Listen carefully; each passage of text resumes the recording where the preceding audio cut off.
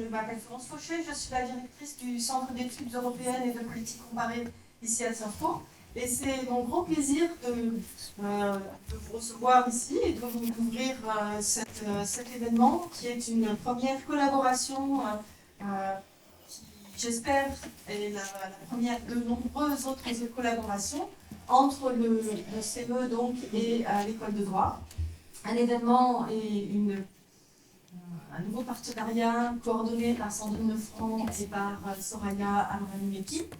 Et donc ce soir, nous avons cet événement sur ce sujet extrêmement important, pionnier, nouveau. Et nous avons le plaisir d'avoir deux invités, mais je ne vais pas voler à Sandrine et à Soraya le plaisir de vous présenter leurs invités. Je vous souhaite une excellente discussion et une excellente soirée. Merci. Merci. Merci beaucoup à Florence de nous avoir introduites comme les bâtisseuses d'un partenariat durable. On va s'y attacher. Moi, je suis absolument ravie qu'on puisse parler de justice restaurative à Sciences Po, mais ravie aussi qu'on commence à travailler parce qu'entre juristes, sociologues et politistes, on a beaucoup de choses à se dire. Je voulais juste très brièvement expliquer pourquoi nous avons choisi d'ouvrir ce partenariat durable sur la question de la justice restaurative. J'imagine qu'une partie d'entre vous sont venus ici parce qu'ils ont vu le film de Jeanne Herry. Oui, ça n'a pas l'air complètement faux. Donc ce film, je verrai toujours vos visages, a fait résonner l'expression de justice restaurative dans l'espace public. C'est pas moins d'1 million d'entrées, 6 fois moins que Barbie, mais un petit peu moins seulement que la Palme d'Or, Anatomie d'une chute. Et puis, pour nous, quelque chose qui est assez libérateur, parce qu'enfin, maintenant, on peut parler de justice restaurative en voyant une réaction dans les regards, plutôt que le regard vitreux ou un peu perplexe des années précédentes. C'est donc un plaisir de faire suivre ce film et la familiarité nouvelle de cette expression dans l'espace public par ce débat qui va vous permettre d'y voir plus clair, et ce soir en particulier, d'y voir plus clair dans ce qui se pratique en France. On a voulu d'abord travailler sur la définition française de la justice restaurative, sur les pratiques à tous les niveaux de la pratique, puisqu'il nous a semblé que cette pratique était mal connue. Nous avons, avec ma collègue Delphine Griveaux, qui mange une pomme dans la salle, réalisé une enquête dans 5 lieux de France sur les pratiques de justice restaurative. Le rapport est pour l'instant sous embargo, mais il deviendra affaire publique, nous l'espérons prochainement. Et je voulais juste partager avec vous 2 très rapides conclusions de cette enquête. La première chose, c'est que la justice restaurative est bien un droit en France, et d'autres que moi plus compétents le diront de manière précise. C'est un droit, mais ça n'est pas tout à fait une politique publique. Alors, Éric Dupond-Moretti en a vanté devant l'Assemblée nationale les résultats incroyables. Et néanmoins, les moyens qui sont assignés, offerts à cette politique restent assez limités. Cette politique-là, elle tient localement parce que des équipes s'y engagent, et des équipes qui font un peu bouger les lignes de la pratique judiciaire, parce qu'on retrouve des bénévoles et des employés des associations de victimes, d'une part, et d'autre part, des professionnels de la justice, en particulier des conseillers pénitentiaires d'insertion et probation, ceux qui accompagnent les détenus, les condamnés plus largement, et d'autre part, des éducateurs de la protection judiciaire de la jeunesse. Donc il y a déjà là quelque chose d'un peu neuf qui se joue dans les manières de proposer des solutions de justice. Deuxième petite conclusion, toujours aussi rapidement, on a pu constater que ça avait des effets sur les auteurs et les victimes impliqués.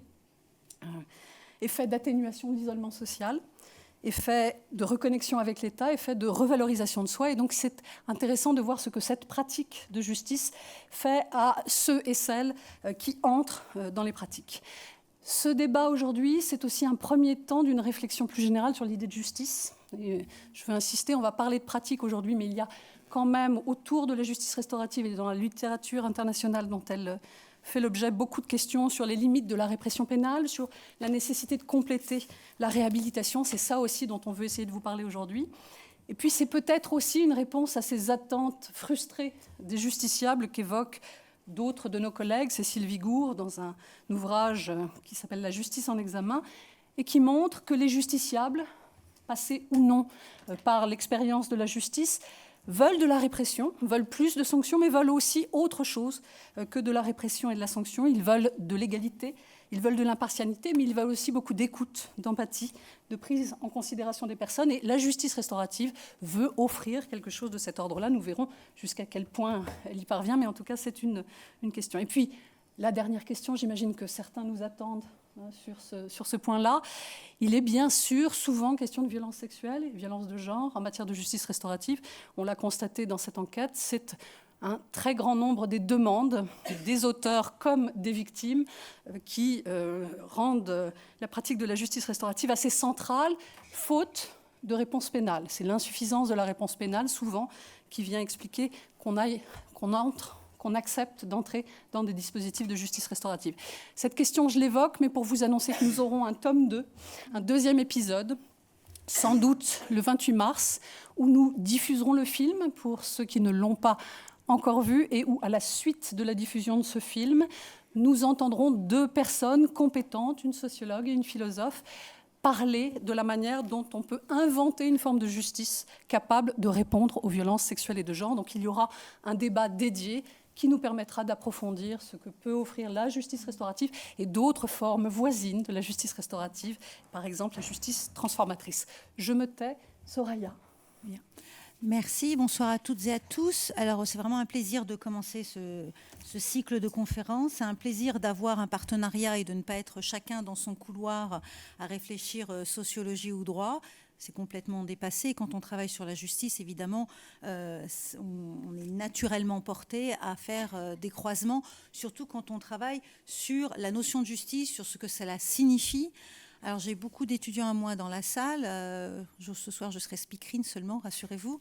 Simplement pour vous dire qu'aujourd'hui, on a beaucoup insisté pour dire qu'il fallait déjà savoir quelle était la justice restaurative. Vous avez dû entendre parler de justice transformatrice. Ceux qui me supportent en cours travaillent sur les modes amiables de résolution des différends. Vous savez que notre ministre a lancé la politique de l'amiable et que cette politique de l'amiable, elle concerne que le civil, alors qu'en réalité, on a la justice restaurative de côté. On a un peu l'impression que avant le film, c'était vraiment pour quelques happy few.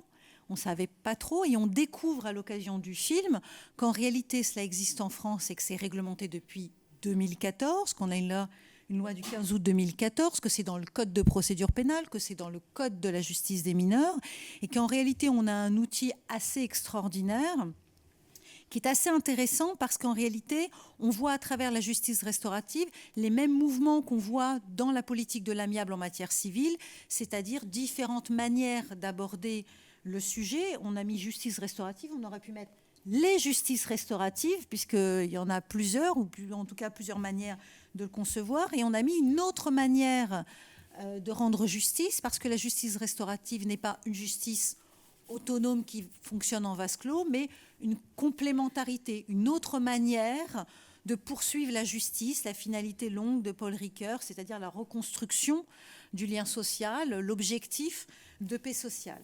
Alors pour en traiter, on a le plaisir ce soir de recevoir 2 personnes évidemment toutes dédiées pour nous dire qu'est-ce que c'est, comment ça marche et avoir un petit peu des outils avant qu'on poursuive dans d'autres cycles pour aller gratter des thématiques un peu plus sensibles. Donc l'objectif aujourd'hui, rappelez-vous mes étudiants, on débute par définir pour ne pas finir par buter, n'est-ce pas?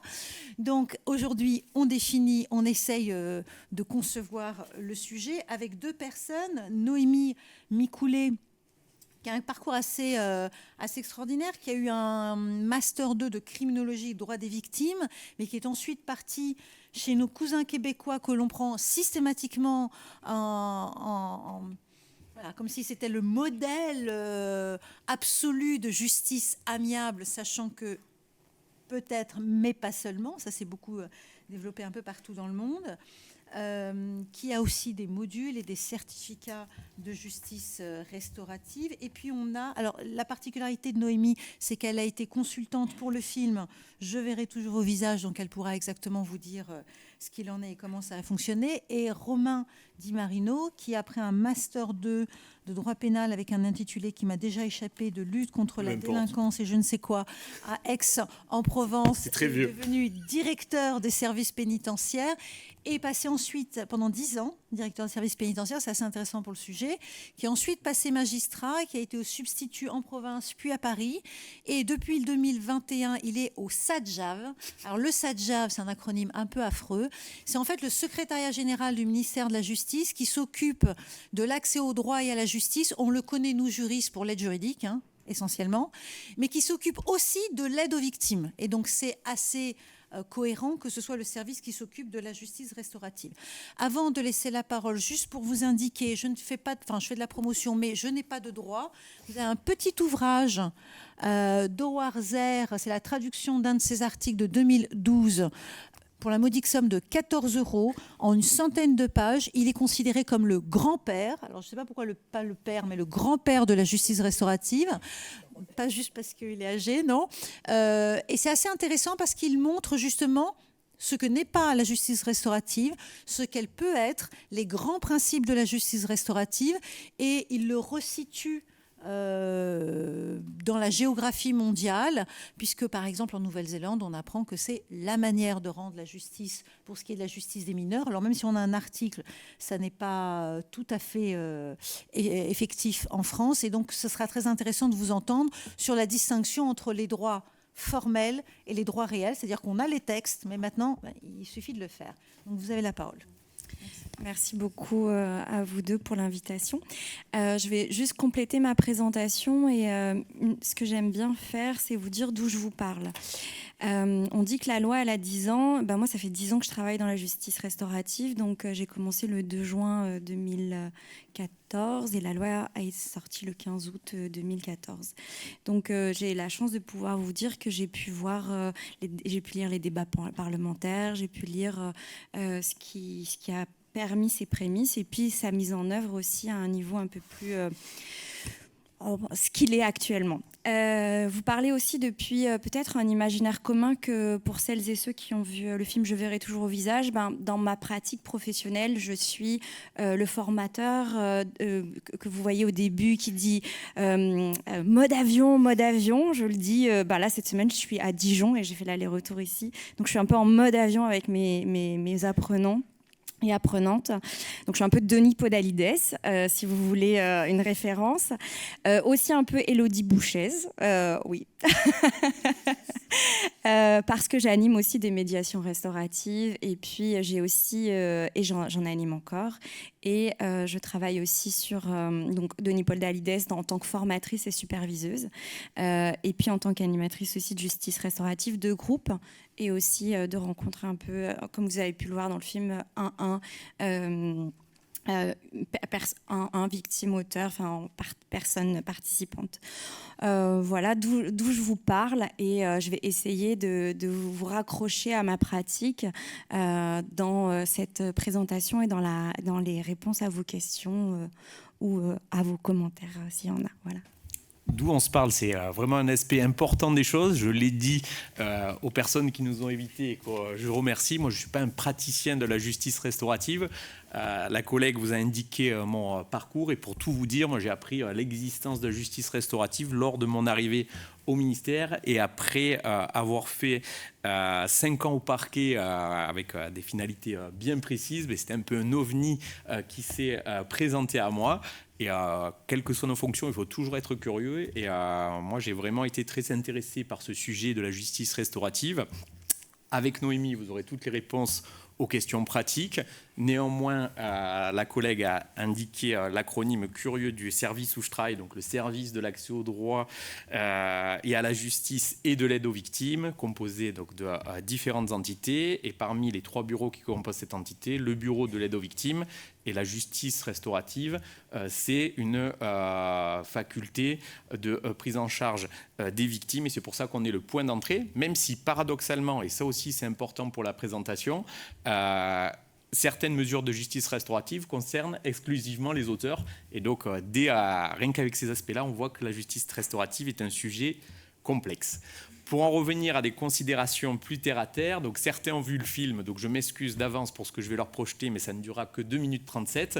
En revanche, pour ceux qui n'ont pas vu le film remarquable de Jeanne Herry, on va vous présenter une petite vidéo qui permettra d'avoir un premier contact sur un peu qu'est-ce que cette justice restaurative.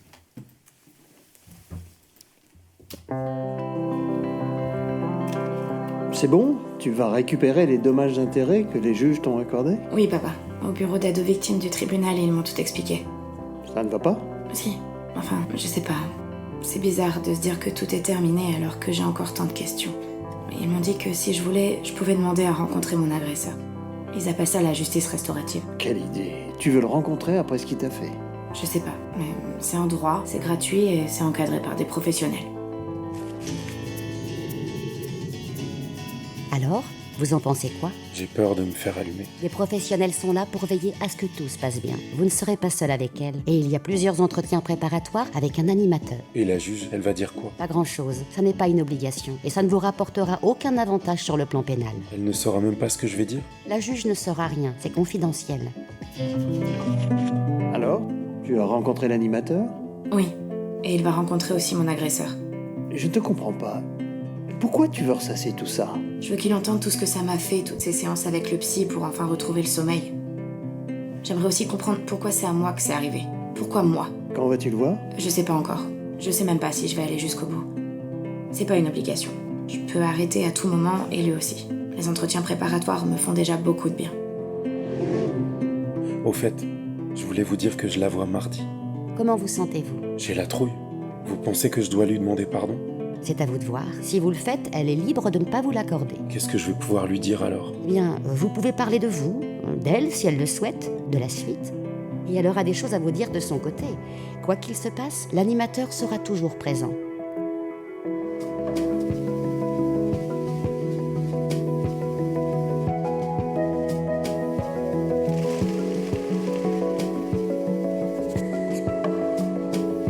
Nous avons pu parler librement, vraiment exprimer ce que l'on avait sur le cœur. J'ai pu dire ce que je pensais et mettre des mots sur ce que j'ai vécu. J'ai pu dire des choses que je n'avais jamais dites avant. C'est sorti naturellement. Grâce à l'animateur, je me sentais bien, en confiance. Je le voyais uniquement comme un bourreau. Maintenant, je n'ai plus peur de lui. Je le vois comme un homme. Plein de choses ont changé suite à cette expérience. Parfois, on est tenté de faire des erreurs. Mais je ne les referai plus. Aujourd'hui, je comprends ce que ça fait. Nous avons dialogué. C'est un premier pas vers la paix et maintenant je peux avancer.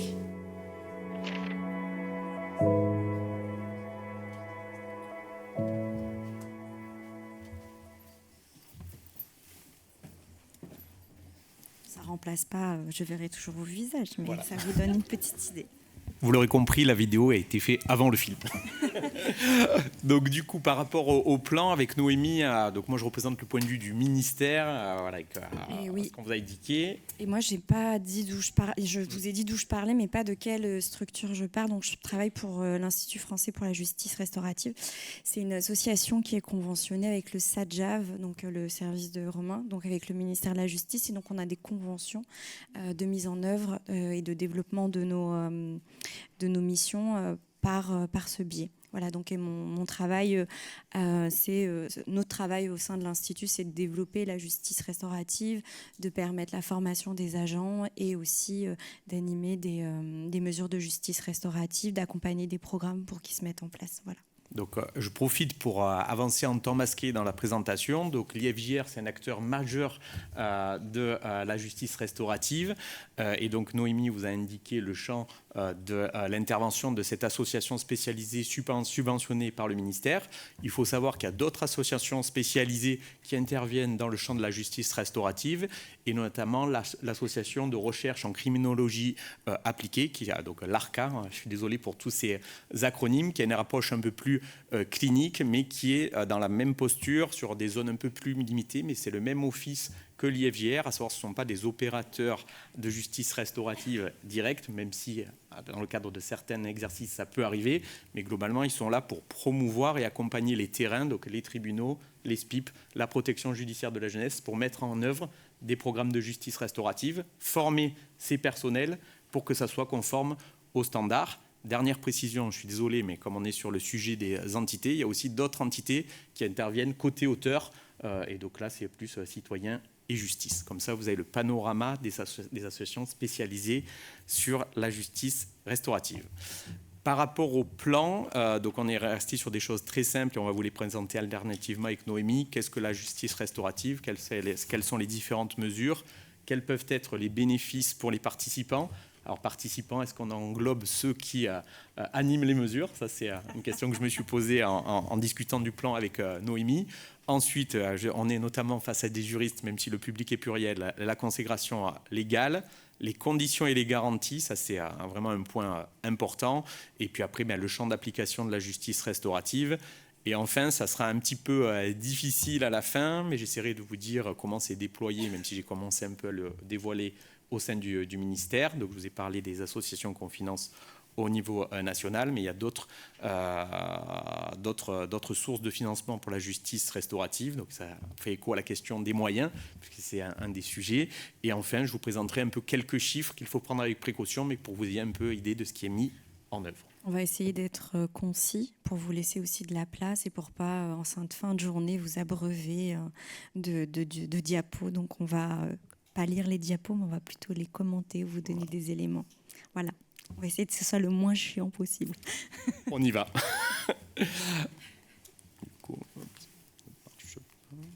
C'est bon, ça marche là. Pardon, désolé. Hop. Donc, la justice restaurative, qu'est-ce que c'est? C'est une pratique complémentaire du système pénal, fondée sur quoi? Sur un dialogue volontaire entre personnes victimes et auteurs d'infractions. Et ce dialogue, il peut concerner des personnes, et ça vous le voyez dans le film, qui peuvent être concernées par la même infraction, ou, deuxième modalité, ça peut également concerner des personnes qui sont concernées par la même infraction, mais pas par les mêmes faits. Donc on a ces deux possibilités. La justice restaurative, c'est un espace pour des personnes pour pouvoir échanger dans un cadre sécurité sous l'égide d'un animateur neutre, impartial et formé pour pratiquer ces échanges. Et on va dire c'est un peu une approche qualitative et permettre aux personnes d'aborder un peu les conséquences de l'infraction par-delà les mécanismes judiciaires et pour l'auteur d'essayer davantage de se responsabiliser. L'objectif affiché en tout cas dans la circulaire, parvenir à l'apaisement et à la reconstruction donc, de chacun, côté auteur, côté victime, et également un objectif plus ambitieux, donc ça pose la question du périmètre de la justice restaurative, la restauration du lien social. Alors juste un instant, juste pour questionner c'est quoi un cadre sécurisé, je vais vous dire ça va être aussi au travers de notre méthode de travail et aussi au travers du professionnalisme des intervenants. Et je mets juste des sujets, mais on ne va pas forcément les traiter, mais je vous les amène. Comment on sécurise un espace de dialogue et comment on fait en sorte que des intervenants qui appartiennent au ministère de la Justice sont neutres et indépendants. Voilà, ça c'est des vraies questions qui ont été posées, qui sont progressivement, on y trouve des solutions, mais au début, si on revient sur 2014, c'était des questions qui se posaient vraiment et qui étaient de fait assez intéressantes. Voilà. Alors après, on est sur la question des différentes mesures. Je vais aller rapidement parce que ces différentes mesures, grosso modo, c'est des espaces de dialogue qui essayent de répondre aux attentes ou aux questionnements ou aux possibilités des personnes qui sont concernées par la commission d'une infraction. Donc déjà, ayez en tête qu'on est dans un cadre pénal et c'est ça qui nous occupe. Médiation restaurative, c'est une médiation entre victimes et auteurs qui sont concernés par la même infraction. Basiquement, j'ai été victime de braquage et je souhaiterais rencontrer la personne qui m'a braqué. Cette personne accepte. Moi aussi, j'accepte, je suis prête, je fais un travail de préparation. Bingo, on peut aller à l'espace de dialogue. Et je ne vais pas forcément dire tout le temps rencontre, je vais parler d'espace de dialogue pour permettre aussi de vous dire que ces modalités de rencontre ou de dialogue ne passent pas forcément par la rencontre physique, ça peut être par la visio, ça peut être des échanges par lettres, par n'importe quelle forme, mais qui permet à ce dialogue de pouvoir avoir lieu. Conférence restaurative, imaginons je suis une personne qui a commis un braquage et j'ai 16 ans et je commets un braquage quelque part et finalement on va me proposer une conférence restaurative et dans cette conférence restaurative, je vais associer mes proches, pas forcément mes parents, mais mes proches, des personnes de confiance et la personne ou les personnes victimes vont y aussi associer leurs proches. C'est des processus qui sont préparés préparé en amont. Et puis l'espace de dialogue, il aura lieu avec les deux personnes, l'auteur, la victime, mais aussi leurs proches, si ceux-ci sont préparés à ça. Pour les rencontres détenues-victimes, on est sur des infractions. Donc, je reprends mon exemple de braquage. Moi, Noémie, je suis victime de braquage. Et puis, je vais rencontrer la personne qui a commis le braquage, sauf qu'on ne l'a jamais retrouvée.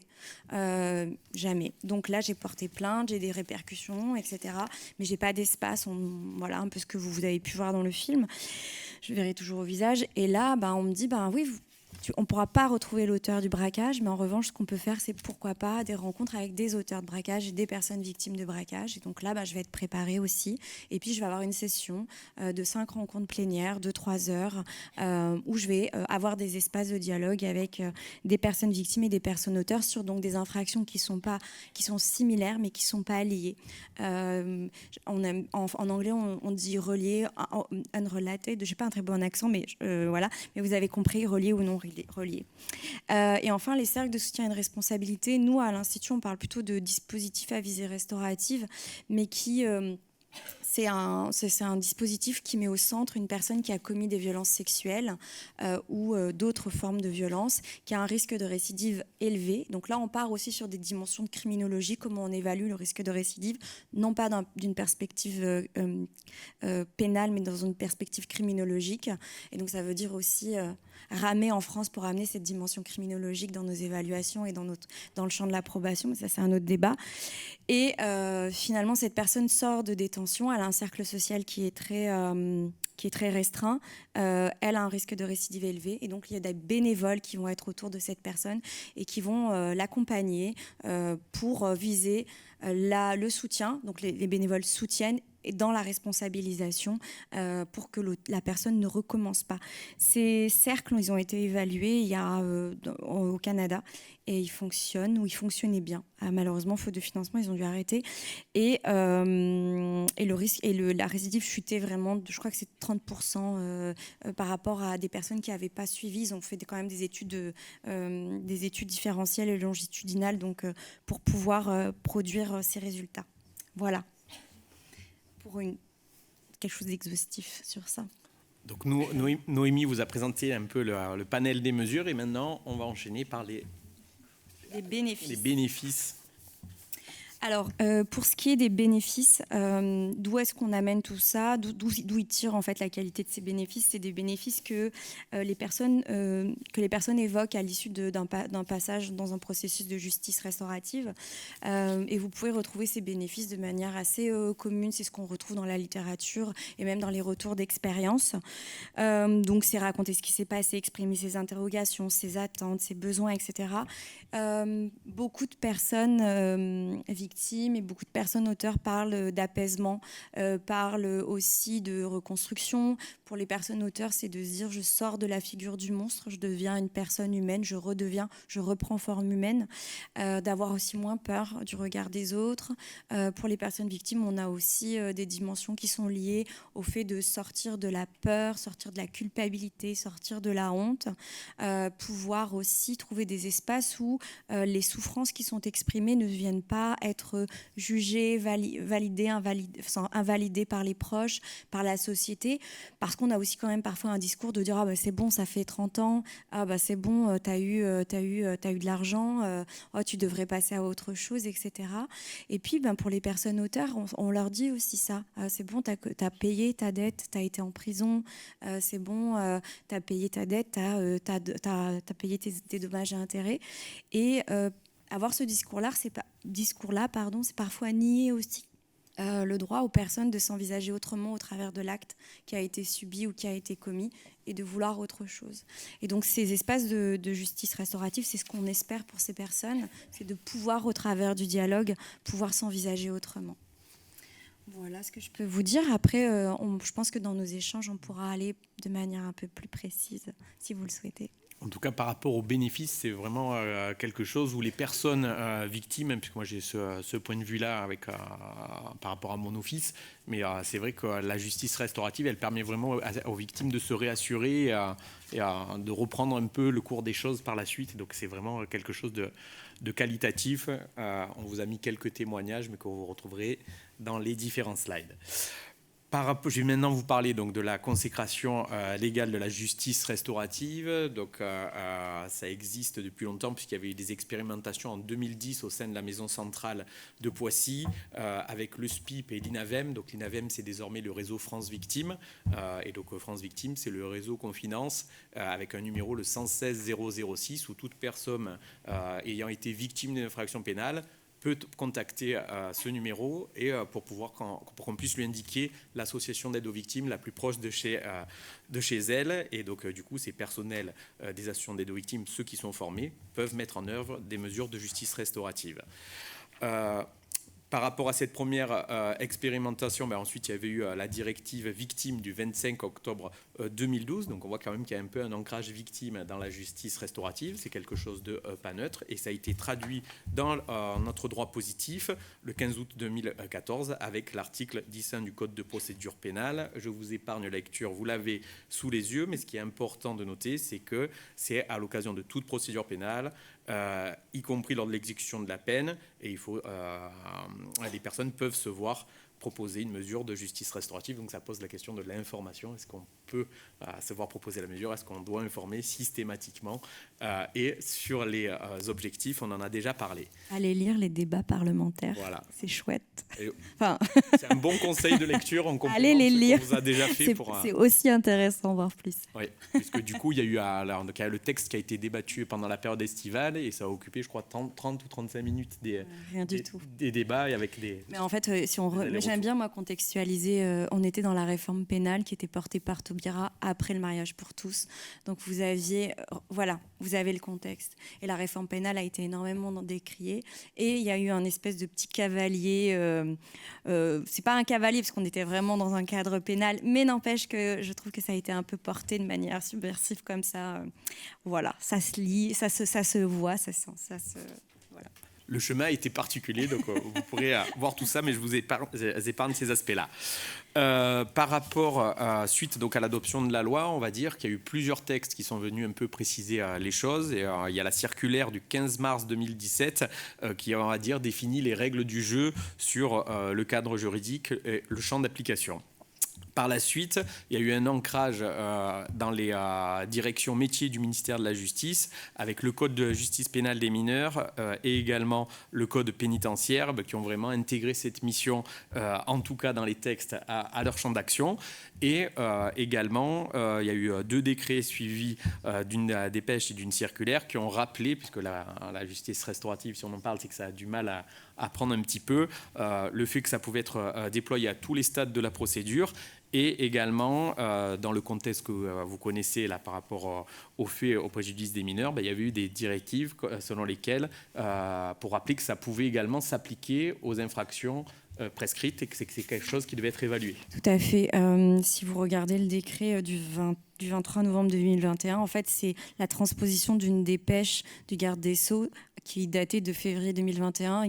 Recontextualisons l'affaire Kouchner, la famille Agrande, on est sur le MeToo inceste. Et le MeToo inceste, on a une dépêche du garde des Sceaux qui nous dit la justice restaurative, si les faits sont reconnus, peuvent se voir appliquer dans le cas de prescription. Et on demande au PROC, on demande à l'autorité judiciaire d'être aussi force de proposition parce que finalement, les faits étant prescrits, il n'y a aucune réponse judiciaire et donc on invite à la justice restaurative.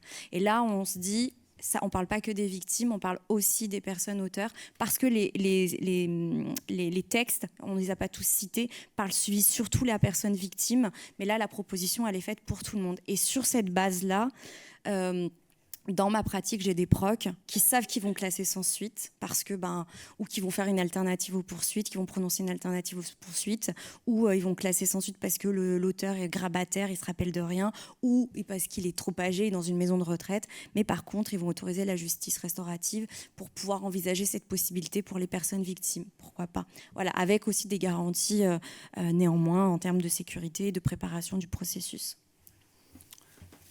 Donc du coup, par rapport à quelles sont les conditions et les garanties, je vous propose de vous exposer un peu les 5 points forts, et puis après Noémie rebondira, parce qu'il y aura un peu de répétition, mais c'est pour essayer un peu d'ancrer exactement ce en quoi consiste la justice restaurative, et ce aussi en quoi elle ne consiste pas, puisqu'elle ne se décline pas partout de la même manière en fonction des pays où on se trouve.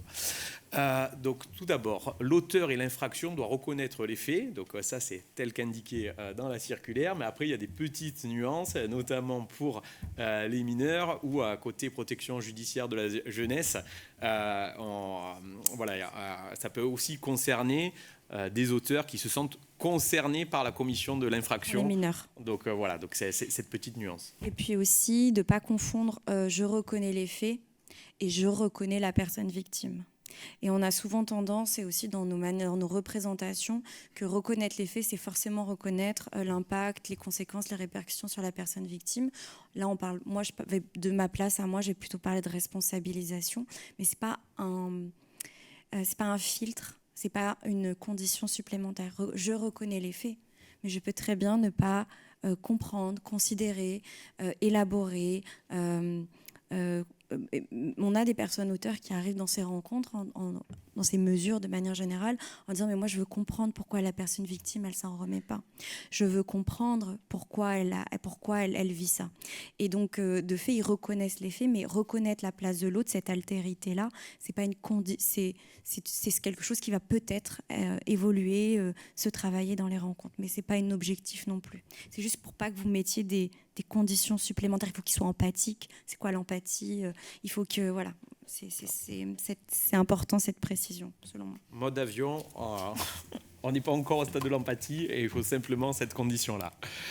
Ensuite, deuxième condition et garantie par rapport à cette justice restaurative en France, la démarche tant de l'auteur que de la victime doit être volontaire. Donc ça, c'est vraiment très très important. Et donc dans le processus, on explique vraiment en quoi ça consiste, quels bénéfices ça offre ou pas, quelles conséquences ça n'a pas sur la procédure pénale, puisque c'est étanche. Et donc quand les personnes sont informées du cadre, de ce que ça permet, de ce que ça ne permet pas, des garanties par rapport aux personnes qui vont animer ces mesures, à ce moment-là, elles peuvent entrer de façon volontaire dans le dispositif avec la faculté, et ça c'est important, Noémie vous a dit tout à l'heure, pour les médiations restauratives, ça peut aller jusqu'à la rencontre physique, mais la rencontre, elle peut être aussi par échange, donc il n'y a pas d'obligation de rencontrer la personne. Et autre garantie du dispositif, que ce soit l'auteur ou la victime, ils peuvent quitter le dispositif à tout moment, et il n'y aura aucune conséquence sur quoi que ce soit par rapport à cette liberté qui leur est offerte, et c'est fondamental. Vous dire aussi qu'il y a 10 ans, quand on expliquait ça à l'administration pénitentiaire, et moi, ils me rigolaient au nez, ils me disaient « Mais Noémie, s'ils n'ont pas une carotte, ils ne vont jamais rentrer dans ce dispositif. Vraiment, c'est mal les connaître. » Et donc, c'est aussi... leur vision a vraiment beaucoup évolué depuis 10 ans à l'administration la vision de l'administration pénitentiaire et de ses agents aussi, parce que je pense qu'il faut regarder qu'eux travaillent sous contrainte, tandis que nous, les dispositifs qu'on propose sont volontaires. Et donc cette question du volontariat aussi, c'est quelque chose sur lequel on doit être très vigilant en tant que praticien, parce que parfois on a tendance à dire « Ah ouais, mais si l'auteur il a dit oui, il doit s'engager jusqu'au bout, même si au bout d'un moment, finalement, il est plus prêt. » Et cette espèce de fait de rajouter de la peine à une peine qui a déjà été prononcée. Et donc c'est aussi à nous d'être très attentifs que la justice restaurative, c'est pas un complément à la peine ou un complément à la sanction qui doit être portée par l'auteur, mais vraiment que ça reste et ça demeure un espace volontaire. Donc c'est à nous aussi d'être vigilants en tant que praticien. Troisième point, et là c'est vraiment très important, puisque vous allez tous lire peut-être les lectures qu'on vous suggérez, voire d'autres, puisqu'il y en a beaucoup sur le sujet. Mais en tout état de cause, ce qui est important, c'est que dans la justice restaurative telle qu'elle est pratiquée en France, il n'y a vraiment aucune conséquence sur la procédure pénale, l'exécution de la peine ou les droits des victimes. Ça, c'est sur l'indemnisation, c'est vraiment fondamental, et c'est pas le cas dans les autres pays européens. Par exemple, je crois que c'est Monsieur Antonio Buonatesta, qui est un des sachants du sujet, quelqu'un de vraiment très érudit et qui porte vraiment les choses. Mais en Belgique, quand une personne rentre dans le dispositif, ça peut avoir des conséquences judiciaires favorables le concernant. Et donc, quand vous comparez, il faut vraiment comparer ce qui est comparable quand vous avez des lectures avec d'autres systèmes. Mais en tout état de cause, ce n'est pas le cas en France. Et en Belgique, deuxième différence, en France, on a les associations d'aide aux victimes qui sont subventionnées par le ministère, alors qu'en Belgique, par exemple, ces mêmes associations d'aide aux victimes, c'est un service public intégré, c'est-à-dire comme le SPIP ou la protection judiciaire de la jeunesse, c'est des fonctionnaires qui occupent la fonction d'aide aux victimes. Donc ça, c'est deux différences sur le système. Sur le quatrième point, Noémie, je pense que tu es tout à fait indiqué. Donc les participants sont accompagnés par des équipes de professionnels qui sont formés, bienveillants et impartiaux. Bienveillant, c'est un terme un peu galvaudé, mais je dirais en tout cas formés, ça c'est sûr. Impartiaux, c'est-à-dire qu'on n'a pas d'intérêt à ce que le dialogue puisse avoir lieu, si ce n'est de permettre à ces personnes de pouvoir y aller. C'est vraiment se poser la question des agents de l'État, des fonctionnaires d'État, de leur qualité neutre et impartiale. Voilà. Donc ce qu'on demande, c'est que les professionnels, par exemple, de l'aide aux victimes, du SPIP ou des professionnels de la protection judiciaire de la jeunesse ne suivent pas les personnes qu'ils et elles pourraient accompagner dans des processus de justice restaurative. Voilà. Et dernier point du slide, donc les services proposés sont gratuits et ces choses sont confidentielles. Et donc du coup, ça c'est deux aspects vraiment très importants. Sur la gratuité, voilà, l'État ne fait pas tout bien, mais en tout cas, on s'emploie avec les associations spécialisées et les acteurs de terrain à essayer de proposer une prise en charge qualitative et gratuite. Et lorsqu'il y a des dispositifs de justice restaurative, pour les victimes en tout cas, ça peut être aussi l'occasion de faire bénéficier aux victimes d'un travail psychologique qui n'a pas été fait jusqu'alors, et c'est des choses qui sont proposées dans le cadre de ces mesures. Je passe à la slide suivante, mais on les a déjà un petit peu abordés. Le principe de libre adhésion au dispositif, on en a déjà parlé, je n'y reviens pas. Le principe d'autonomie par rapport à la procédure judiciaire, donc des choses de complètement étanches, je n'y reviens pas. La justice restaurative, ce n'est pas une alternative aux poursuites. C'est décorrélé de la procédure judiciaire, c'est à côté, c'est un complément, voilà, tel que c'est conçu en France. Ensuite, par exemple, du côté de la protection judiciaire de la jeunesse, il peut y avoir dans le cadre d'alternatives aux poursuites des stages de citoyenneté pour des infractions de faible intensité. Ça peut être des fenêtres d'information pour des mineurs potentiellement éligibles à la mesure de justice restaurative. Mais en tout état de cause, ce sont des choses distinctes. Juste pour... ça, c'est les textes et c'est ce qu'on essaye d'appliquer. Après, se pose toujours la question de si c'est un magistrat qui ordonne en présententiel alors que la personne n'a pas encore été condamnée, qui informe la personne de la justice restaurative, quelle influence finalement ça a. Et nous, on essaye vraiment de travailler sur beaucoup de pédagogie auprès des magistrats pour faire en sorte que ces mesures de justice restaurative, si l'auteur à un moment donné participe à une mesure de justice restaurative alors que la décision judiciaire n'a pas été prononcée et que finalement l'auteur décide de faire valoir au volontariat et de quitter, est-ce que ça a une influence ou pas? Et donc c'est un travail énorme de pédagogie pour pouvoir faire en sorte que et les professionnels, magistrats, mais y compris de l'administration pénitentiaire ou de la protection judiciaire de la jeunesse, ne viennent pas corréler la participation à une mesure de justice restaurative à un quelconque bénéfice pénitentiaire, judiciaire ou éducatif. Donc voilà, ça c'est un vrai travail et je dirais que c'est ça qui prend le plus de temps parce que chaque professionnel vient avec sa culture. Et tandis que là, on est sur une culture qui est vraiment très différente où va vouloir user de la JR dans ce cadre-là. Donc du coup ça on l'a évoqué, lorsqu'on met en œuvre une mesure de justice restaurative, il convient de veiller pour les personnes qui a l'impulse au fait que ça ne doit pas avoir d'influence sur la procédure judiciaire, pas de risque de subornation de témoins, il ne faut pas que ça obère les investigations. Et on peut avoir parfois des magistrats qui vont être favorables sur le principe de la mesure, mais qui peuvent interroger la temporalité. Et comme elle est possible à tous les stades de la procédure et qu'il y a la faculté de jouer sur les rencontres de personnes concernées par les mêmes faits ou par des faits distincts, le champ des possibles, et c'est pour ça que le sujet complexe peut être utilisé. Nous, par exemple, on a des situations où souvent c'est des médiations restauratives. Donc, pour rappel, c'est victimes-auteurs concernés par la même infraction.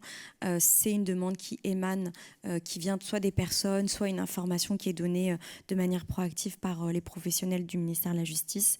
Et donc, on va se poser la question, si la personne, par exemple, moi, Noémie, qui est commis autrice de braquage, j'aimerais pouvoir rencontrer les personnes victimes, nous, on va travailler dans la méthodologie à vous dire quelles sont les raisons, quelles sont les attentes de la personne, et si derrière ces attentes il y a de pouvoir de changer, modifier le discours des personnes, bon, évidemment on les accompagnera pas, mais si c'est autre chose qui peuvent rentrer davantage dans notre cadre, on va poser la question. Et voilà, donc c'est des enjeux quand même de mise en pratique. On va accélérer pour laisser du temps au jeu des questions. Donc, le principe de confidentialité en 2 lignes. Donc, tout ce qui se dit est confidentiel, c'est pas versé au dossier. Par contre, si évidemment on nous révèle de nouveaux faits en cours, etc., là, chacun fera son office. Par rapport au champ d'application donc, de la justice restaurative, on a déjà évoqué à travers ce qu'on a eu et ce qu'on a déjà dit. Et donc, il y avait juste la spécificité sur les mineurs en vérifiant le degré de maturité et l'accord des représentants locaux ou des personnes représentant l'enfant, si c'est des parents qui sont impliqués. Et j'aimerais vraiment vous dire que pour les mineurs en France, on a la chance de compter sur des professionnels qui sont, dans certains endroits, qui sont très aguerris. Et on a des mesures de médiation restaurative où des mineurs, des enfants victimes de 11 ans, de 12 ans, de 13 ans, victimes de faits d'infractions à caractère sexuel notamment, qui participent à ces médiations restauratives. Et ça se fait. Alors évidemment, c'est quelque chose qui est très rare, mais c'est quelque chose qui se réalise avec une infinie de précautions, une infinie de rigueur, de cadre, mais ça se fait. Donc c'est aussi pour vous dire que les victimes mineures peuvent y accéder. Et ça, je trouve qu'un enfant là, je vous partage vraiment mon sentiment, mais je pense qu'un enfant de 11 ans qui a été victime de violences sexuelles et qui peut parler à la personne qui a commis ces violences-là à 11 ans, à 12 ans, j'espère vraiment de tout cœur que sa vie sera différente que s'il n'avait pas eu cet espace-là. Et donc, en fait, je me crois, même si on ne sait pas, mais je me dis que, on le sait parce que ces mineurs y participent, mais on ne fait pas d'études après ou d'évaluation après, mais vraiment, j'ai vraiment plein d'espoir sur ça. Et je me dis, j'aimerais vraiment que ça continue et qu'on puisse le déployer vraiment de manière majeure. J'enchaîne rapidement par le champ infractionnel et procédural. Donc, je vais vous indiquer ce que permettent les textes, même si la réalité n'est pas toujours celle-ci. La justice restaurative, en tout cas en droit, elle peut être proposée sans considération du type d'infraction, de la gravité, de l'ancienneté de celle-ci. On l'a dit, elle peut être menée indépendamment de toute procédure ou en parallèle de celle-ci, en présententiel comme en post-sententiel.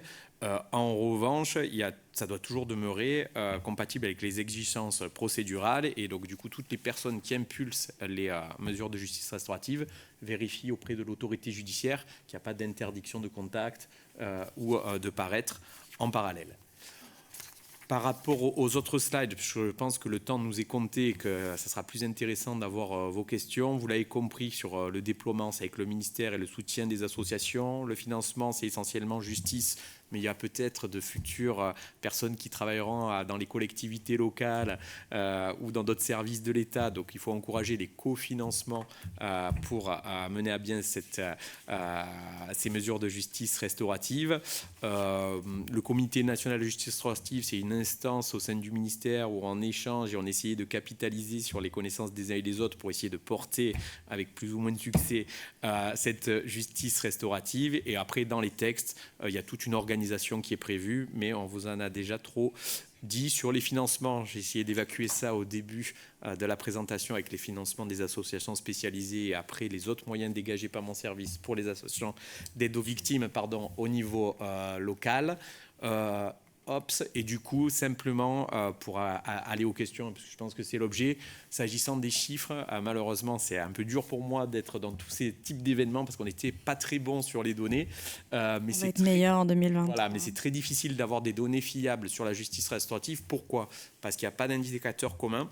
parce qu'il n'y a pas de logiciel, parce qu'il n'y a pas de possibilité d'enregistrer le nom des personnes participantes, puisque voilà quoi, c'est de l'extra-judiciaire, qu'il y a plusieurs services qui interviennent, qui n'ont pas les mêmes cartes administratives. Une cour d'appel, ce n'est pas similaire à la carte de la protection judiciaire. Bon, je vous épargne ces turpitudes administratives. Mais en fait, l'administration pénitentiaire a un logiciel, la protection judiciaire de la jeunesse a un logiciel, la DACG a un logiciel, la Fédération des associations d'aide aux victimes a un logiciel, l'IEG a un logiciel. Tout le monde a une manière très différente de compter. C'est le bazar de comptabilité. Voilà. Et comme on a besoin de chiffres, on n'en a pas. Voilà. Et alors, voilà, donc c'est extrêmement difficile, surtout qu'on est à l'heure de la simplification. Donc nous enjoignons au ministère de moins embêter les gens avec tous ces chiffres. Néanmoins, je vous les livre, mais il faut les prendre vraiment avec modestie. Sur 2022, pour ce qui est des données qui nous sont remontées par les associations d'aide aux victimes, 273 victimes bénéficiaires pour 167 mesures.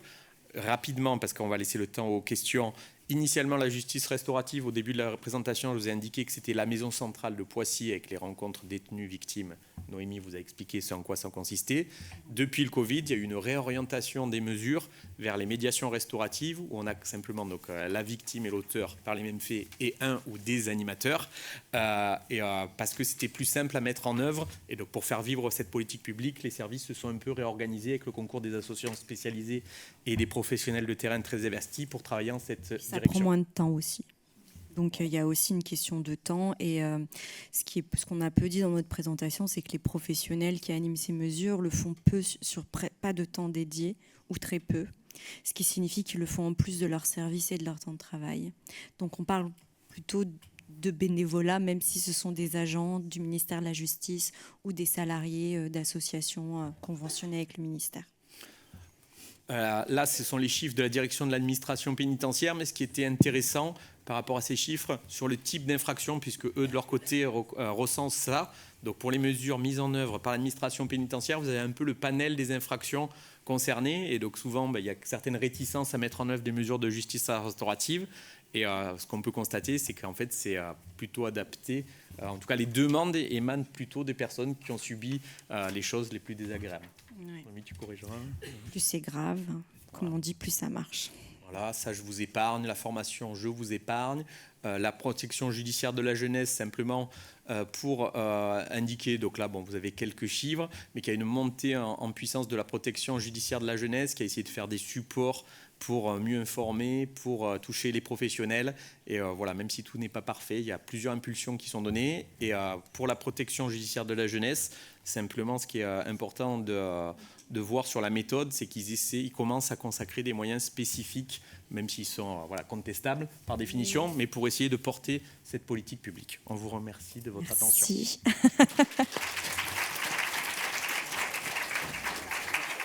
On répond à toutes vos questions. Ah oui, je voulais vous faire juste un petit point. C'est Sandrine qui m'avait demandé sur le film, comment on l'a accompagné. En 2020, on a donc Jeannery qui nous a contactés à l'Institut pour savoir ce qu'on faisait. On lui a accordé du temps comme on en accorde à tous les professionnels ou toutes les personnes qui viennent, qui sont des auteurs, des autrices, des réalisateurs, réalisatrices, enfin du milieu artistique, parce qu'on se dit que cette information sur la justice restaurative, elle passe aussi par ça. Sauf que nous, clairement, nous, on ne savait pas que ça allait conduire à ce film-là. On a donné du temps. Moi, je l'ai renvoyé vers des services avec lesquels je travaille sur le terrain, parce que je travaille beaucoup dans le sud-est. Maintenant, c'est plus le cas. Et là, elle a rencontré des personnes victimes, des personnes auteurs. Elle a des participants et participantes, des animateurs, des animatrices, des bénévoles, des cadres, des chefs, plein de gens qui lui ont partagé leur participation, leur récit. Qu'est-ce que c'est cette justice restaurative et ce qu'elle donne dans le film à voir. Moi, je l'ai formée aussi. J'ai eu la chance de pouvoir prendre du temps pour la former sur les rencontres. Et quand j'ai lu le scénario la première fois, c'était il y a quoi, 3 ans, je me suis dit, je lis les premières pages, je me dis, punaise, elle n'a rien compris. Vraiment, je me suis dit, comment je vais faire pour lui dire qu'elle n'a rien compris. Et en fait, si vous vous rappelez du début du film, c'est qu'elle fait participer des gens qui n'ont rien compris. On leur dit, vous avez rien compris, c'est pas ça. Et en fait, à la fin de la scène, je dis, ah mais si elle a compris si elle a réussi à mettre dans un scénario les erreurs qu'il faut pas faire et que pourtant ils font, et voilà, je me suis dit c'est bon, elle a compris. Donc j'ai vraiment lu, pas les yeux fermés mais presque, ce scénario en me disant ok c'est bon, on est juste. Et ce film c'était un vrai cadeau. Vraiment, on a beaucoup de chance parce que ça relate avec beaucoup de justesse et beaucoup enfin, c'est un vrai cadeau, c'est précieux. Moi, je suis émue tout le temps de plein de manières différentes, mais au début, je chialais tout le temps parce que je me disais, enfin, les gens ils comprennent ce que je fais. Je vais plus avoir besoin d'expliquer 10 ans mon métier, et puis je vais plus avoir besoin d'expliquer 10 ans que non, c'est pas dur en fait d'accompagner les gens. Ce qui est dur, c'est de se battre pour se dire que ça doit exister. Ça, c'est dur. Et donc, c'est pour ça que quand on dit la justice restaurative, c'est un sport de combat, ben, c'est moi qui n'arrêtais pas de le dire à Jeanne, je l'ai dit, c'est vraiment un sport de combat. Là, vraiment, on est dans la lutte. Un jour, on sera en train de se faire masser, mais là, pour le moment, on est sur le ring. Voilà.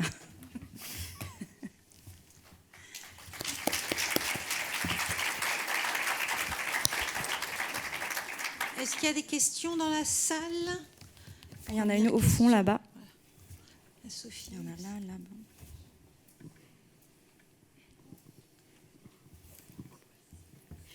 Merci beaucoup pour votre intervention. Moi, je ne suis pas en master à l'école de droit, mais j'ai une licence de droit, donc je suis venue pour voir ce que vous aviez à nous annoncer, à nous expliquer. Et vous avez parlé de la différence avec la Belgique, et je voulais savoir si vous pouvez nous expliquer quelle différence vous avez pu peut-être constater entre la manière dont c'est utilisé par les personnes concernées en France et en Belgique, sachant qu'en Belgique, il y a la possibilité d'avoir des conséquences sur la procédure et la peine, alors que ce n'est pas possible en France. Est-ce que vous voyez peut-être, je sais pas, un manque ou une diminution de la sincérité de la part des personnes en Belgique ou pas? Malheureusement, je n'ai pas la possibilité de faire cette comparaison avec les services, mais pour connaître quand même les collègues belges, je sais qu'ils n'amèneront pas quelqu'un dans des rencontres s'il n'y a pas une capacité des personnes à entrer en dialogue. Et ça, on a peut-être pas le même cadre, mais en tout cas, la méthodologie, elle y ressemble sur le fait d'amener les personnes dans un espace sécurisé. En Belgique, ils parlent d'aide à la communication. Si c'est intéressant, ça, après 20 ans de pratique, on parle d'aide à la communication. Donc, voilà, c'est ce que je pourrais vous donner comme différence.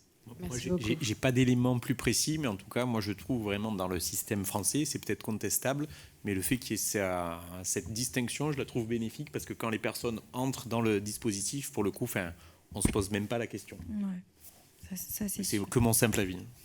Merci beaucoup. Après, il y a tous les enjeux, vous allez peut-être dire les questions de manipulation, ça, mais ça, on y reviendra si jamais. Ça peut être intéressant d'en parler. Oui, bonsoir. Tout d'abord, merci pour votre intervention. J'ai une petite question sur une fois qu'un auteur décide qu'il a envie d'arrêter la mesure. Oui. Je comprends bien qu'il n'y a pas de conséquences et l'importance qu'il n'y en ait pas sur la procédure pénale. Mais comment est-ce que sur le terrain, les acteurs arrivent à l'expliquer aux victimes? Et dans ce cas-là, est-ce que des fois, ça n'a pas un effet en fait, plus néfaste que réparateur? Parce qu'en fait, on attend une réponse, on se prépare à avoir une explication et finalement, ça tombe à l'eau. Et quels sont les dangers en fait, de cet arrêt?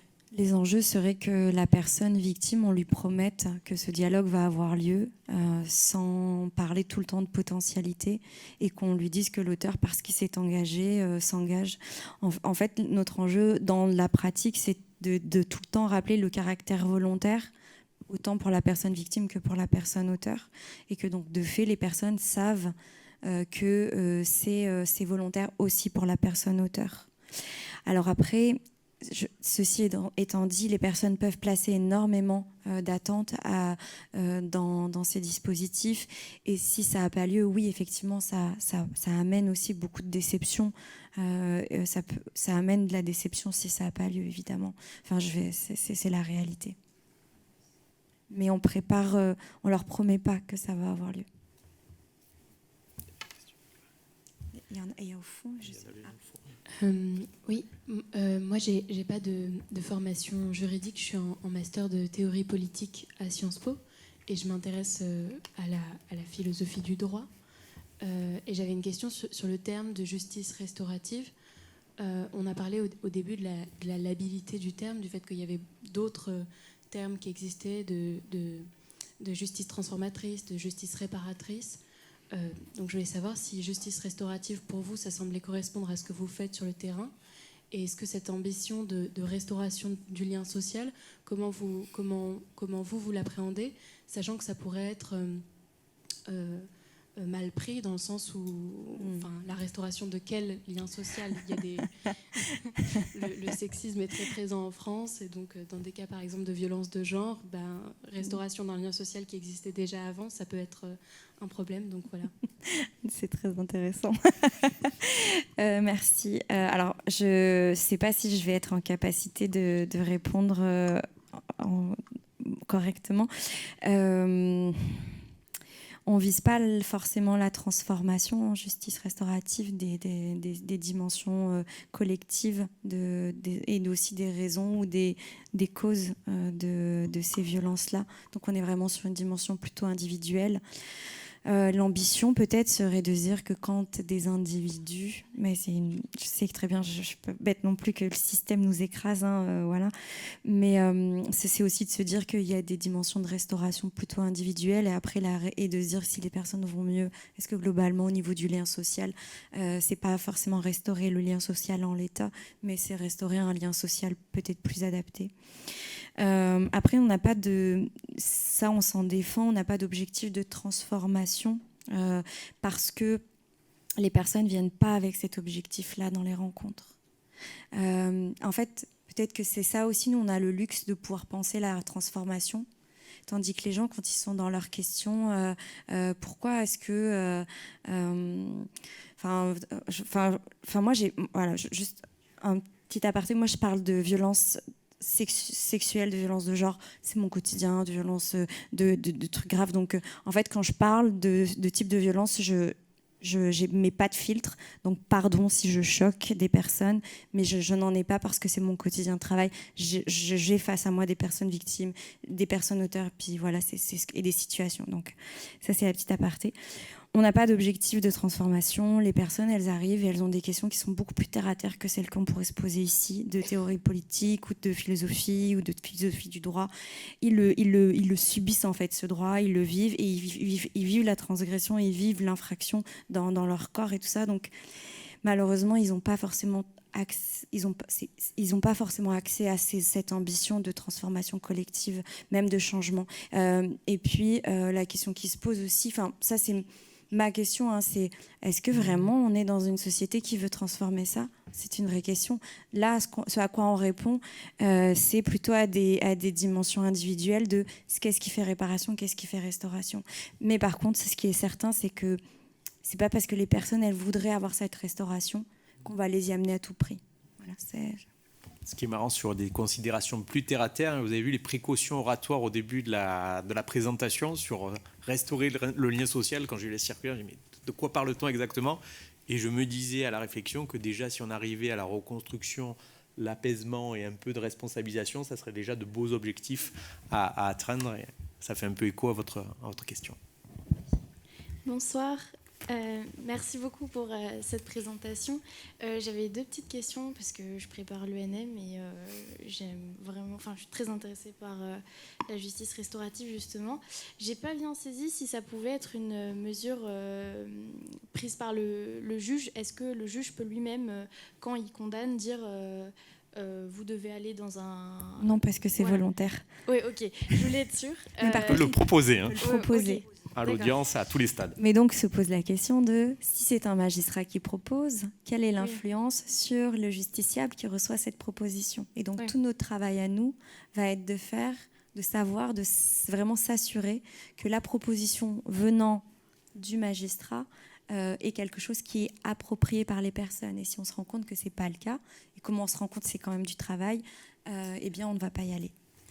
Merci beaucoup. Et sur du coup la justice des mineurs, parce que c'est aussi quelque chose qui m'intéresse beaucoup. Est-ce que vous pensez qu'il y a un rôle tout particulier dans la justice restaurative? En quoi c'est différent pour les mineurs des majeurs?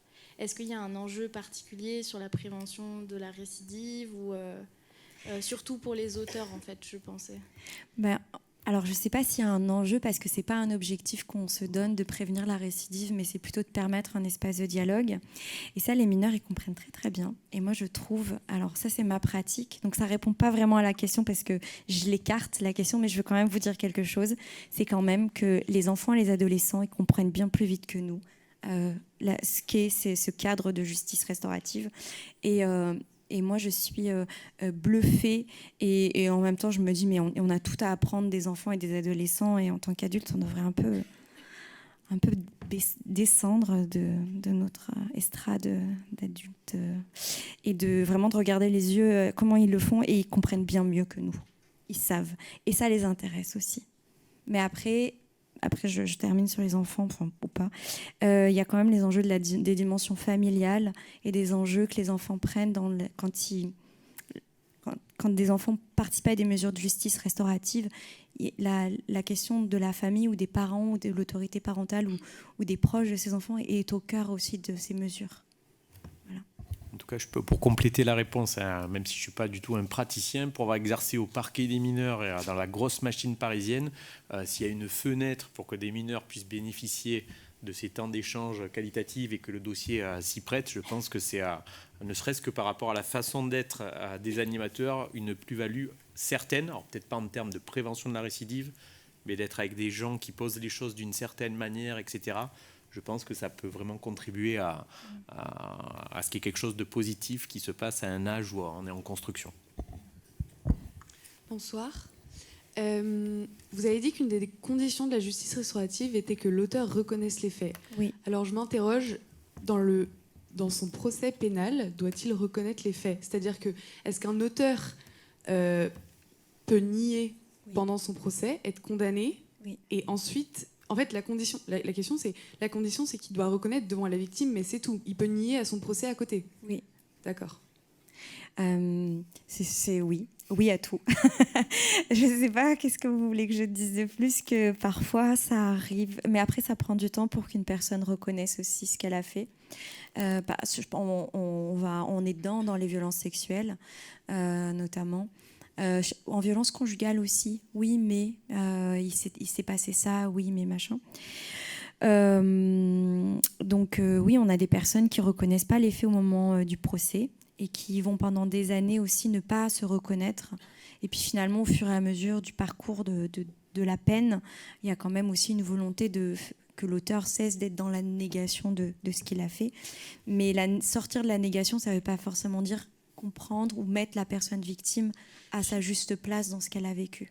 Je crois que la question, c'était aussi surtout de savoir comment on fait lorsqu'on est dans le pré-sententiel pour reconnaître les faits, alors même qu'il n'y a pas eu de jugement, et même si ça se fait à côté, on sait que ça existe, et si ça suppose de reconnaître les faits, comment on articule ça ? Et comment est-ce qu'on explique à une victime que c'est possible, pénalement et stratégiquement parlant, de nier les faits pendant le procès, mais à côté de les reconnaître pour participer à des ateliers de justice mais ça, c'est un casse-tête. En fait, il y a les pénalistes, ils nous parlent d'objets pénals non identifiés en matière de justice restaurative. Donc, on a une circulaire qui nous dit si une personne auteur nie les faits, mais participe à une mesure de JR, ça ne peut pas être reconnu comme un aveu judiciaire ou extrajudiciaire. Mais ça, c'est un casse-tête, vraiment. Nous, dans ce genre de situation, on ne sait pas, enfin vraiment, c'est pas quoi faire, vraiment. On s'entoure de magistrats, on s'entoure d'un milliard de précautions. Donc ouais, c'est un casse-tête. Le sujet est extrêmement complexe, puisque pour ceux qui auront le bonheur d'atterrir dans la police, la gendarmerie ou de réussir à l'École nationale de la magistrature, vous verrez en procédure qu'on a aussi la nuance entre je reconnais les faits, mais par contre je conteste l'infraction par rapport à ces différentes composantes. Donc le champ des questions que suscite la JR est très large. Ouais. Alors, je suis désolée, je vais changer de sujet, mais je laisserai mes camarades revenir après. Moi, je suis un peu un ovni, j'ai fait de la finance et du marketing maintenant à Sciences Po, donc je vais parler un peu plus marché, offre, demande. Comment est-ce que vous faites ? Parce que j'imagine qu'il y a entre guillemets plus de demandes vis-à-vis des victimes qui sont dans une dynamique de vouloir faire appel à la justice restaurative VS l'offre un petit peu avec les auteurs. Et comment est-ce que vous amenez ça vers les magistrats ? Moi, je m'intéresse un petit peu au milieu carcéral et à l'aide à la victime. C'est une mise en place qui date de 2014. mais j'ai l'impression que c'est très peu proposé par les magistrats. Comment est-ce que vous faites pour régler ça? Comment est-ce que vous les incitez à le mettre en place? Je galère. Non, mais très, très honnêtement, et c'est pas du fait des magistrats. Ils travaillent énormément. Pour certains, ils ont des dossiers à n'en plus finir. La justice restaurative, c'est pas forcément la première de leurs préoccupations. On essaye, en fait. Comment on fait? On fait comme on peut à un niveau local, et tant que voilà. Et donc il y a des endroits où il y a des mesures qui sont mises en place parce qu'on a des magistrats qui informent, qui autorisent, qui sont hyper à l'aise avec le sujet et qui se sont appropriés non pas la mesure, mais la possibilité de l'offrir et donc de le proposer, et qui savent aussi, et ça c'est très important parce que c'est pas le cas partout, qu'ils ont des professionnels formés, qu'ils ont un cadre, qu'ils ont des conventions. Parce que si vous regardez l'offre au niveau du territoire, elle est très très disparate d'un territoire à un autre, et surtout c'est que d'une année à une autre, d'un point de vue juste dans le département ou par ressort de TJ, ça change complètement. Donc on peut avoir des années où c'est super fort dans un département, puis l'année suivante il n'y a plus rien. Donc c'est ça aussi la difficulté, c'est qu'il y a, c'est pas périn à aucun moment. Alors sur l'offre et la demande, je suis désolé de rebondir, mais là je suis complètement obligé de me prêter à cet exercice, puisque vous êtes vraiment dans le cœur du sujet, comme quoi la bonne question vient du privé, puisque comment faire vivre un droit. Non, mais en tout cas, je dis pas que les autres questions n'étaient pas bonnes, mais en tout cas sur les aspects un peu logistiques et déploiement, puisqu'on est allé un peu vite sur ces slides, d'où cette précision. Du coup, vraiment sur cette offre de justice restaurative, donc on a le droit qui est proposé, mais avec cette offre éclatée. Et donc tout l'enjeu, c'est de faire rencontrer l'offre et la demande, sauf que c'est vraiment très difficile, puisque là actuellement on a énormément de personnel formé, mais il faut aussi l'ingénierie pour faire parvenir à travailler ensemble tout cet écosystème judiciaire et associatif, avec des gens aussi, ça fait écho aussi à la situation dans les associations d'aide aux victimes. Il y a un fort turnover, donc ça on le voit, hein. Moi je suis au bureau d'aide aux victimes, donc on nous indique un peu les activités des associations, etc. Et c'est souvent des juristes et des psychologues en début de carrière qui vont faire un temps dans l'association d'aide aux victimes, et puis qui après vont aspirer, comme chacun d'entre nous, a de meilleures conditions globales. Et donc une personne, elle peut être formée, elle commence à animer, et hop, elle part. Et puis après, le projet peut s'effondrer. Parfois, on va être près du côté AV et on ne va pas être près du côté du SPIP.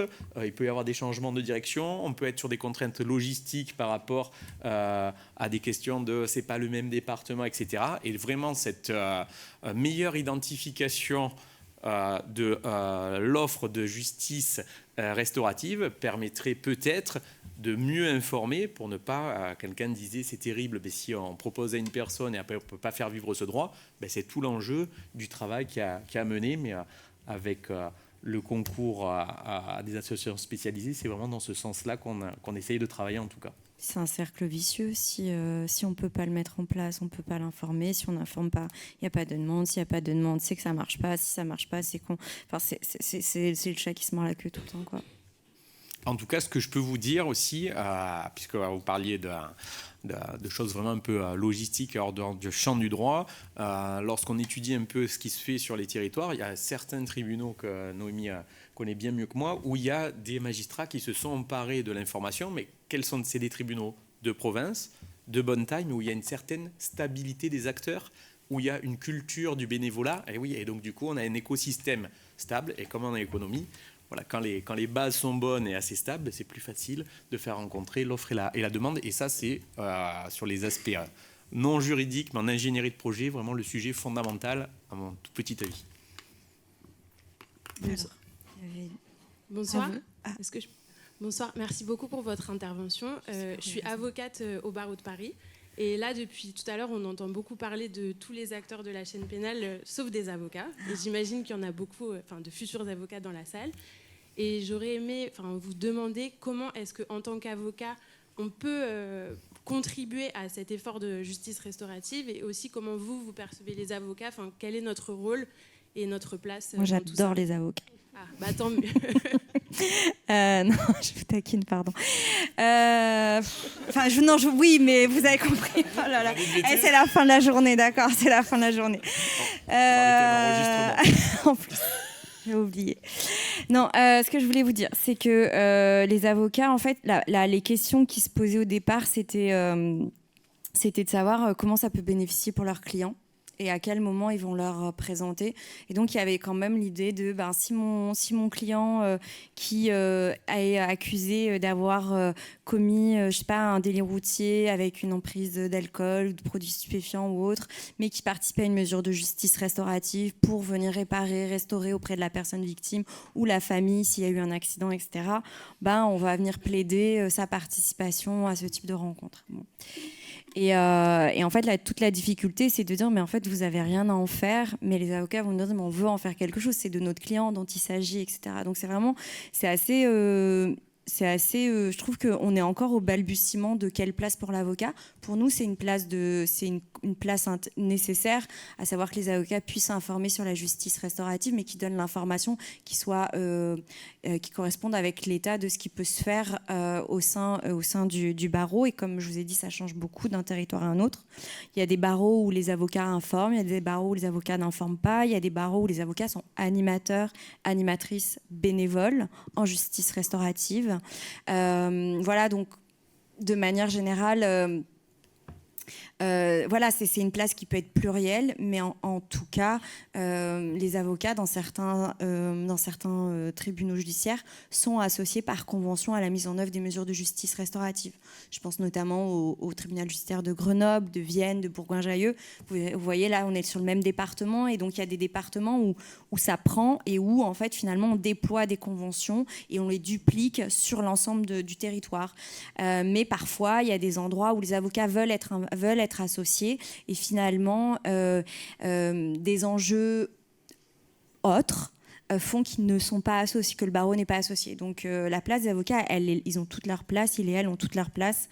Mais ça dépend des territoires. En tout cas, les avocats, ils font bien partie des personnes qui peuvent être en position d'animateur après avoir suivi la formation et en respectant ils sont bénévoles. Les garanties, à titre bénévole, mais en tout cas, ils sont dans la circulaire.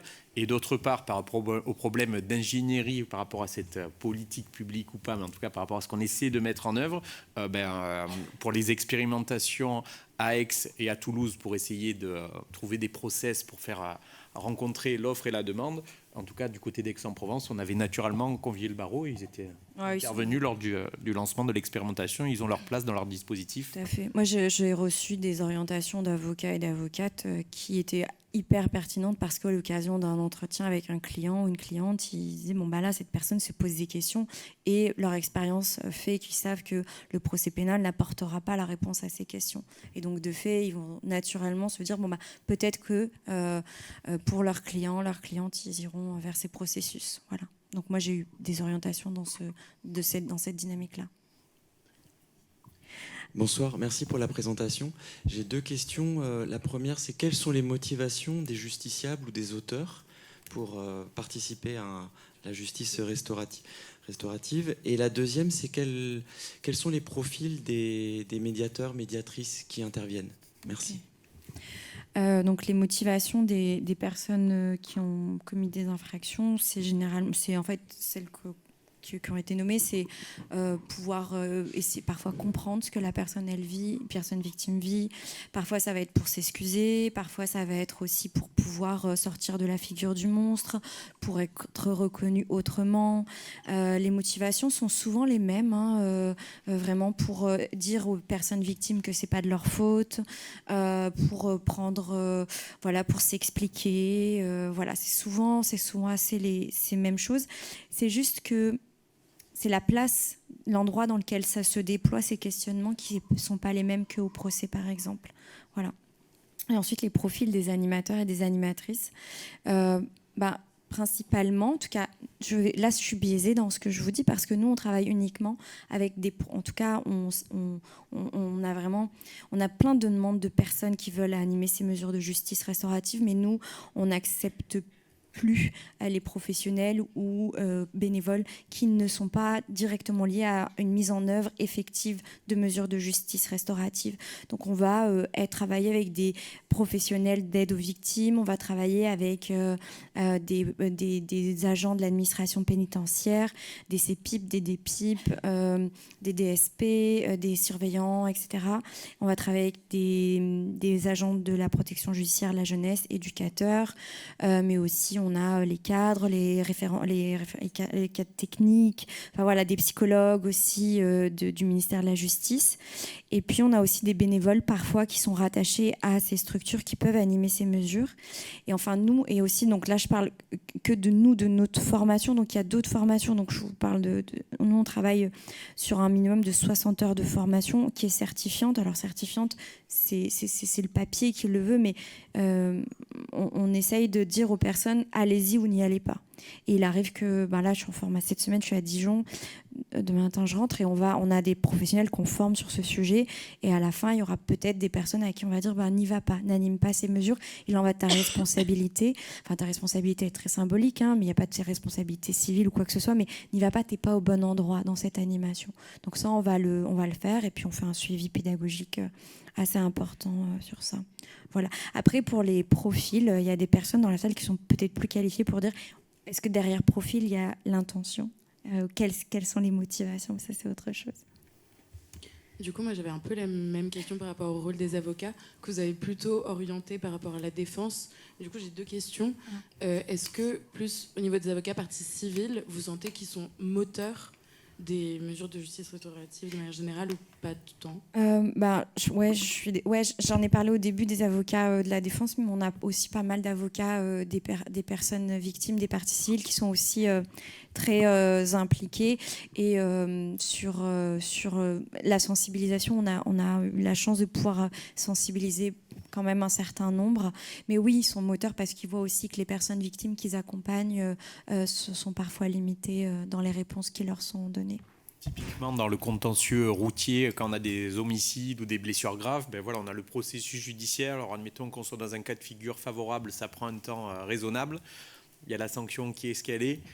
Encore des choses à travailler. Et là, vraiment, je crois que c'était Pauline de Rolette qui avait subi, quelqu'un qui avait subi, une sportive de haut niveau qui avait subi un grave accident routier et qui a été handicapée lourdement. Elle avait pu bénéficier de ça. Et là, effectivement, l'avocat de la partie civile, il y a toute une série de dossiers, quand on voit un peu ce en quoi consiste la justice restaurative, en échangeant avec les chercheurs, les sachants et les praticiens. Quand vous serez en pratique, il y a toute une série de dossiers où naturellement on devrait, on y songera. Bonjour. Moi j'avais deux questions. La première c'était est-ce que vous pensez que la justice restaurative elle est adaptée à toutes les infractions et y compris les plus graves, c'est-à-dire est-ce que vous pensez qu'il y a des infractions qui sont tellement graves qu'en fait on ne peut pas instaurer de dialogue? Et la deuxième c'était peut-être plus globalement est-ce qu'il y a certaines infractions pour lesquelles soit les auteurs, soit les victimes refusent systématiquement de participer à ce dispositif? Peut-être que ça, c'est quelque chose qu'on n'a pas assez dit, mais et qui est un enjeu. C'est finalement, en tout cas dans les espaces qu'on essaye de proposer aux personnes, c'est que nous, les professionnels, on n'a pas à juger de qu'est-ce que les personnes dans ce dialogue-là, elles viennent y chercher. Alors évidemment, s'il y a des enjeux liés à l'emprise, liés à des dimensions qui sont de revictimisation, on fait un travail en amont de préparation qui est très poussé et qui est très long, qui est très lent aussi. Et si on a le moindre risque, on n'amènera pas les personnes. S'il y a le moindre risque de revictimisation où on se dit on n'est pas au bon endroit et on va tourner ça dans tous les sens, on n'ira pas. Je sais pas, ça répond pas vraiment à la question, mais ça veut dire qu'en fait, je ne juge pas de pourquoi une personne, parce qu'elle a vécu ça, elle devrait ou pas y aller. En tout cas, moi, mon travail, ça va être de m'assurer, si c'est possible, qu'elle puisse y aller en capacité. Et je ne parle pas uniquement des personnes victimes, je parle aussi des personnes auteurs. Et donc, j'ai pas de limite dans les infractions. Et donc, moi, professionnelle qui anime des mesures de justice restaurative, je peux trouver absolument sordide une situation. Je vais après me dire, mais ce qui s'est passé, c'est terrifiant.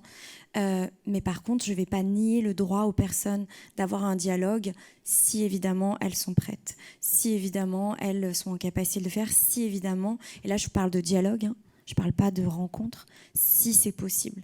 Les conditions de sécurité, ça me permet de vous parler un peu de méthodologie. C'est aussi en ça que c'est un peu compliqué pour le ministère de la Justice parfois de se dire comment on peut envisager ces mesures. C'est parce que ça peut prendre parfois plusieurs années d'arriver jusqu'à une mesure de justice restaurative, parce que parfois c'est 1 an, 2 ans, 3 ans. Moi, j'ai accompagné des mesures jusqu'à 3 ans, pas tous les jours, pas tous les mois, etc. Mais il y avait du temps. Et dans notre méthodologie, en fait, l'idée, c'est de ne pas venir donc avoir une volonté de transformation. C'est plutôt une dimension d'écoutant et d'accompagnant.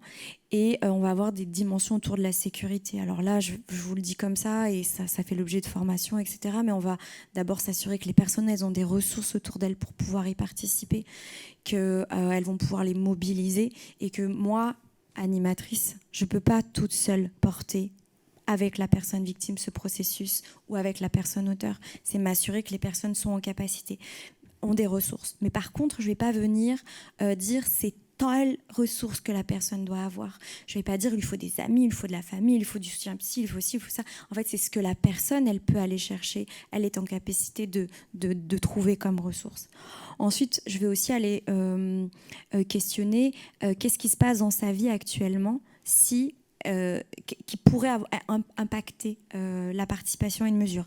Donc, par exemple, pour les personnes, ça peut être des maladies. C'est complètement pas du tout lié avec l'infraction, mais ça a un impact. Une maladie, pour les personnes auteurs, il y a quelque chose de très important, c'est le régime de détention pénitentiaire qui change. Si la personne est détenue et qu'elle sort, c'est hyper impactant pour une mesure de justice restaurative généralement, parce que la sortie de détention, ça a un impact sur plein de choses, et parfois la mesure de GIR, elle est en trop. Donc, c'est pas le bon moment. Et puis ensuite, je vais travailler sur la question des attentes. Si j'ai un auteur qui me dit « Ah non, mais moi, je veux bien là, mais par contre, quand je vais rencontrer la victime, on sera seul à se parler. » Évidemment, je ne l'accompagne pas. Je dis « Bah non, évidemment que non. » Mais par contre, si j'ai une personne qui va m'accepter, qui va accepter le cadre sécurisé. Et enfin, il y a la question des attentes.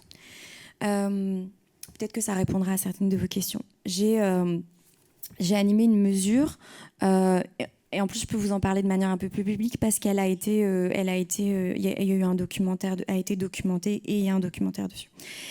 En fait, dans cette mesure, on m'avait toujours dit l'auteur, il est pervers, il est ci, il est ça, il va vouloir victimiser. Mais moi, soit je suis pas psy, je vais pas qualifier, diagnostiquer cette personne fait ça. Mais en revanche, ce dont je vais m'assurer, c'est la personne victime, si elle est face à telle ou telle situation. Comment on envisage ensemble, dans de la préparation très longue, comment elle va recevoir ça, comment elle va le vivre, etc. Donc en fait, c'est pas de dire que l'auteur, il est pervers, donc j'amène pas la victime. C'est est-ce que la personne victime risque encore d'être victimisée? Et s'il y a le moindre risque, et c'est un travail très long, très lent de préparation, je vais pas l'amener. Mais si, par contre, elle est capable de dire à cette personne, je ne suis plus l'enfant de 8 ans que tu as violé, et de s'affirmer, de pouvoir le dire en toute sécurité, de pouvoir le vivre, de pouvoir l'embrasser, alors là, peut-être que je pourrais l'amener. Et dans les faits, c'est ce qui s'est passé, j'ai pu amener cette personne. On ne vous entend pas, il faudra parler fort.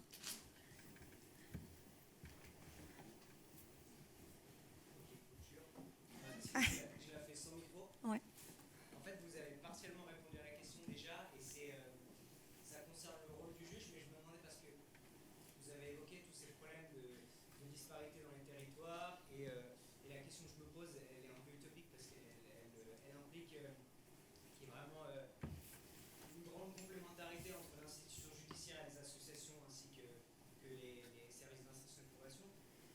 Et je me demandais, en matière civile, sauf erreur, on a ce dispositif qui permet au juge d'enjoindre les parties de rencontrer un médiateur. Et en fait, le médiateur, son rôle, c'est pas de provoquer la médiation entre les parties, c'est simplement d'expliquer en quoi la médiation consiste, etc.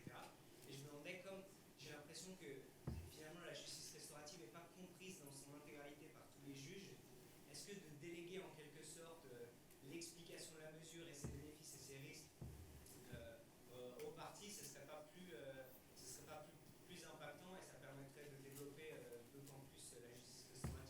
C'est une bonne idée.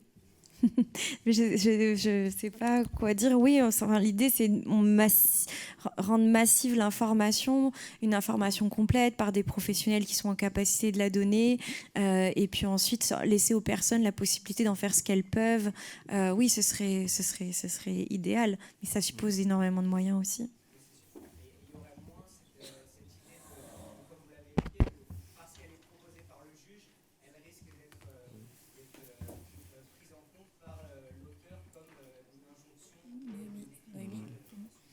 Juste une petite précision, l'injonction de rencontrer un médiateur qui se fait en matière judiciaire, en matière civile, est un contexte vraiment complètement différent. On a aujourd'hui des politiques amiables où quand un magistrat a 20 dossiers, il rend 20 injonctions de rencontrer un médiateur. Ça, c'est la première chose, c'est que c'est un mode de gestion des flux pour beaucoup. La deuxième chose, c'est que le médiateur qui intervient de manière bénévole, il fait une promotion de la médiation, mais ensuite il a un droit de suite pour tenir la médiation. Et là, le médiateur sera rémunéré. Donc je ne pense pas qu'on puisse faire un parallèle entre l'injonction de rencontrer un médiateur et une information à des systèmes de justice restaurative. Il y a beaucoup de liens, mais c'est quand même très différent. Tout à l'heure, on a parlé de médiateur au lieu d'animateur. Le médiateur, il aide les parties à trouver par elles-mêmes une solution. Là, il ne s'agit pas de chercher une solution. Donc, ce qui vaut pour la matière civile et qui en plus est biaisé en pratique, faites attention à ne pas la plaquer sur la justice restaurative. Et comme on l'a dit, mais peut-être de façon pas assez explicite, donc il y a ces instructions pour que les magistrats informent sur cette faculté les parties, mais l'information ne repose pas que sur les magistrats. On a les associations des victimes, la protection judiciaire de la jeunesse, le SPIP, et la collègue l'a fait remarquer également, les avocats et toutes les personnes qui connaissent le dispositif. Et dans les organismes financés par le ministère de la Justice, ils poussent l'exercice, même parfois jusqu'à dispenser non pas des formations pour animer les mesures, mais Noémie fait brillamment des formation à l'information, qui quelque part est un petit métier, elle va peut-être vous en dire plus. Oui, parce que dans l'information, c'est assez... On retrouve beaucoup de filtres du professionnel, qu'est-ce qu'il y met derrière. Et donc la manière dont il va l'expliquer peut aussi souvent et beaucoup induire la manière dont les personnes le comprennent. Et c'est pour ça aussi que c'est intéressant, on en parle souvent, mais le film de Je verrai toujours au visage a permis une information, nous a permis d'avoir un imaginaire qu'on peut partager, et même si c'est un imaginaire qu'on partage ou avec lequel on est d'accord ou pas d'accord, mais au moins maintenant on sait un peu à quoi ça renvoie. Mais ça suffit pas, mais vraiment l'information c'est un enjeu majeur. Ouais, vraiment. Et c'est un enjeu majeur, y compris par rapport à ce qu'on veut éviter, c'est-à-dire la victimisation secondaire des personnes qui ont subi les infractions. Mettez-vous du point de vue, là on sort de l'amphithéâtre, on est victime d'une infraction grave, toutes les informations que les personnes doivent absorber, c'est un flot d'informations par des interlocuteurs, vous êtes un peu des sachants, et déjà vous n'avez pas compris forcément tout ce qu'on vous a indiqué sur les acronymes, etc. Donc si on se remet du point de vue bénéficiaire potentiel, victime ou auteur, voilà, il y a la question de, il faut informer, mais qu'est-ce qu'on dit, à quel moment, et après comment on le fait vivre. Bonsoir. Merci pour cette conférence. J'avais deux petites questions. Une sur le fait, est-ce que les mesures de justice restaurative peuvent inclure, peuvent s'adresser à des victimes collatérales? Je pense surtout au cas de meurtre où les victimes directes ne sont plus là. Oui. Et ma deuxième question, c'est par rapport au film Je verrai toujours vos visages. Dans le film, j'ai un peu l'impression que les accompagnateurs qu'on voit, c'est leur métier H24. Et je me demande dans quelle mesure c'est représentatif de la réalité, parce que vous avez décrit un peu de moyens, je pense, budgétaires et humains pour... C'est peu représentatif de la réalité. Ok, d'accord. Voilà. Alors oui, pour les personnes victimes collatérales, victimes de meurtre, mais je dirais même aussi en fait, on considère, on ouvre en fait aux personnes qui sont concernées par la commission d'une infraction. Donc, ça peut être les proches, les parents d'enfants qui ont été victimes de violences sexuelles. Enfin, vraiment, on ouvre, pas que d'un point de vue victime. Et non, c'est peu représentatif. Là, pour le coup, c'est peu représentatif de la réalité professionnelle de ces mesures. Voilà. Il y a une question ici et ensuite là. Bonjour, merci pour votre présentation. Je ne suis pas juriste du tout, et je suis juste informaticien, donc j'ai compris ce que vous logiciel qui nous donnait beaucoup de chiffres. Il faut être capable de les rassembler. Mais pour être sur le sujet de ce soir, j'avais deux questions. La première, c'est pour les faits prescrits. Oui. Donc je crois comprendre en tout cas tout l'intérêt que ça peut présenter pour les victimes. Mais j'ai un peu l'impression qu'il y a une contradiction avec le parallélisme et l'indépendance avec les démarches judiciaires classiques, au sens où si on met en place une mesure de justice restaurative pour les faits prescrits, il y a de fait une espèce de reconnaissance de culpabilité. Oui. C'est probablement une difficulté. Et ma deuxième question, elle est alors pratico-pratique. Vous avez parlé de bénévoles. Comment on fait pour s'inscrire dans ces mécanismes? Comment on fait pour être formé? Comment on fait pour savoir si l'envie qu'on peut avoir pour X raisons est fondée ou pas? Et comment on s'inscrit dans ces mécanismes? Donc, concernant les faits prescrits, c'est évident que si une personne est mise en cause par une personne victime, ça c'est évident, c'est très très très souvent le cas, est mise en cause par une personne victime, que les faits sont prescrits, elle ne va pas aller vers une mesure de justice restaurative, ça arrive quasiment pas. Il y a quelques situations quand même qui se sont passées, et c'est à cette occasion que les magistrats ont l'attitude pour pouvoir orienter. Mais dans les faits, par exemple, nous, on n'a pas les compétences, en tout cas pas les missions, pas les fonctions pour pouvoir qualifier de fait un fait prescrit. Ça veut dire que dans les faits, une personne victime devra quand même déposer plainte, même si elle sait que c'est prescrit, devra quand même faire en sorte que un magistrat dise qu'il y a un classement sans suite parce que les faits sont prescrits. Et à partir de là, et c'est en ça que c'est très très très difficile à recevoir de la part des personnes victimes, c'est de dire donc vous nous obligez à faire une procédure dont on sait qu'elle ne servira à rien pour qu'on puisse participer à une mesure de justice restaurative. Enfin, c'est très violent pour les personnes victimes, mais là, malheureusement, actuellement, c'est la chose que je dois expliquer aux personnes victimes en étant morfondue, de pouvoir leur dire ça. Et donc, dans les faits, oui, il y a des personnes auteurs qui vont jamais reconnaître, qui vont jamais le voir. Et l'autre question, c'était quoi ? Ah, bénévoles. En fait, on a reçu 700-800 demandes de bénévolat au sein de l'Institut et on est submergé, on n'est pas capable d'en faire quelque chose parce qu'on n'est que 13. Et c'est la même chose, voilà. Donc, ça vous comprenez l'idée. Je dirais que la difficulté, c'est qu'il faut être si vous voulez être bénévole, soyez persévérant, soyez patient et soyez indulgent face aux professionnels qui sont reconnaissants de l'intérêt porté à leur métier et au fait de vouloir les soutenir. Mais là, actuellement, pour être très honnête, on n'arrive pas à répondre correctement aux bénévoles. On leur dit qu'on est en train de structurer notre offre de bénévolat. Alors après, il n'y a pas que nous. Vous pouvez aller voir d'autres services, d'autres structures vers lesquelles potentiellement vous tournez.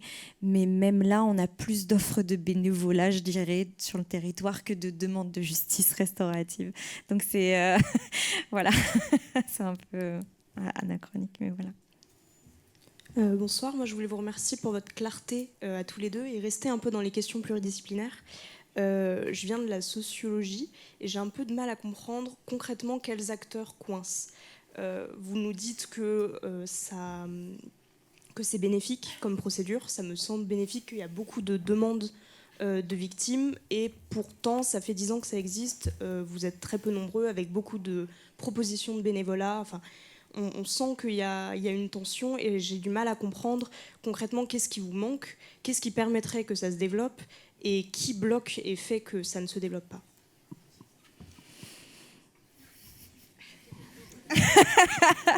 C'est la dernière question, c'est ça? C'est parce qu'on n'est pas assez nombreux pour pouvoir, et aussi parce que on œuvre avec des... En fait, moi c'est ma réponse, mais on manque de moyens, clairement. Pour nous, on manque de moyens, on manque de temps dédié, on manque de structuration et de... on vous parle des logiciels, mais la justice restaurative, c'est un espèce de truc qui s'est rajouté à des choses qui étaient déjà rajoutées. Et donc, en fait, c'est comment on peut structurer l'offre de justice restaurative, comment les professionnels peuvent être identifiés. Et donc, c'est pas, moi, je dirais que le problème, c'est pas les personnes, c'est pas les professionnels, parce que ce serait jeter la pierre sur des personnes isolées qui essayent et qui font des choses remarquables pour que ça fonctionne avec... de là où on parle, c'est presque un miracle qu'on continue de parler de justice restaurative, clairement. Donc c'est vraiment une question de politique publique. Et voilà. Mais je rejoins les collègues sociologues qui parlent de... On ne met pas un frein, mais voilà. Mais pour être honnête, hein, donc par rapport à la question des moyens... Donc les... enregistré, non, je suis enregistré, je le sais tout à fait, mais en tout cas, voilà, quoi, par rapport à la justice restaurative, donc il y a les moyens qui sont consacrés aux associations spécialisées, donc qui sont plurielles, ça je vous l'ai décrit au début de l'intervention, il y a Arca, Citoyen Justice, il doit y en avoir d'autres, mais en tout cas vous avez les principaux avec victimes et auteurs, avec les moyens qui sont ce qu'ils sont. Mais après, il y a la question des moyens pour les services pénitentiaires d'insertion et de probation, pour la protection judiciaire de la jeunesse et pour les associations d'aide aux victimes. Par rapport aux associations d'aide aux victimes, vous ne manquerez pas d'observer dans l'actualité qu'ils sont quelque peu occupés par rapport à toutes les priorités successives fixées par les instances dirigeantes. Et donc, du coup, au niveau des associations d'aide aux victimes, quand on échange avec notre réseau, ce qu'on voit, c'est qu'il y a un peu une transformation du métier des associations d'aide aux victimes, puisque initialement elles étaient un peu dans de l'information, de l'accompagnement, un petit peu orientation dans cette machine judiciaire avec l'avocat et les droits de la victime. Mais désormais, je ne sais pas si vous avez entendu pour les juristes les protocoles sorties sèches pour les violences conjugales, donc c'est-à-dire que dès que la personne sort d'incarcération, il y a tout un protocole pour que la victime soit prévenue, pour pas qu'elle apprenne que la personne est élargie, sans filet, qu'il y ait une prise en charge par l'association d'aide aux victimes. Et donc l'association d'aide aux victimes, je vous l'ai dit, la différence avec la Belgique, service public, avec tout ce que ça comporte en termes de coûts, hein, donc, mais aussi de qualité de service et de disponibilité. Et donc, du coup, là, les associations, c'est des personnes salariées bénévoles qui n'ont pas des rémunérations très importantes, à qui on confie la gestion des dispositifs téléphone grave danger. Vous connaissez, il y a eu un événement récent qui s'est dénoué de façon heureuse. C'est un des dispositifs portés par le service, mais c'est surtout aux acteurs de terrain qu'on doit le succès. Il y a le dispositif plus contesté aussi du bracelet anti-rapprochement, qui est importé d'Espagne. Donc je ne vais pas aller dans le technique parce que là aussi je pourrais vous en parler des heures, ce qui prouve que même au ministère on n'est pas que sur la justice restaurative, donc on rencontre la même problématique. Il n'y a pas de service de justice restaurative ministériel, même si mon service est le point d'entrée. Mais donc pour en revenir aux acteurs de terrain, c'est que les associations d'aide aux victimes, maintenant il y a le chien d'assistance judiciaire, etc. Donc il y a tout un panel de choses qui sont demandées aux services. Les budgets ne sont pas extensibles et donc les associations, en fonction des forces et des faiblesses et des ressources, elles essaient de concert avec les autorités locales et le réseau associatif généraliste et spécialisé de porter les dispositifs avec un ordre. Et donc du coup, quelle est la place de la justice restaurative dans tout ça? Ça, c'est pour les associations. Sur les moyens des associations, il n'y a peut-être pas assez de budget, mais néanmoins, il y a des ressources potentielles à exploiter par les associations d'aide aux victimes qui pourraient l'utiliser peut-être pour faciliter le développement de la justice restaurative. Par exemple, la contribution citoyenne. Contribution citoyenne, c'est un dispositif récent qui permet, selon une convention avec le tribunal local, que le procureur décide pour des infractions de faible intensité d'une amende.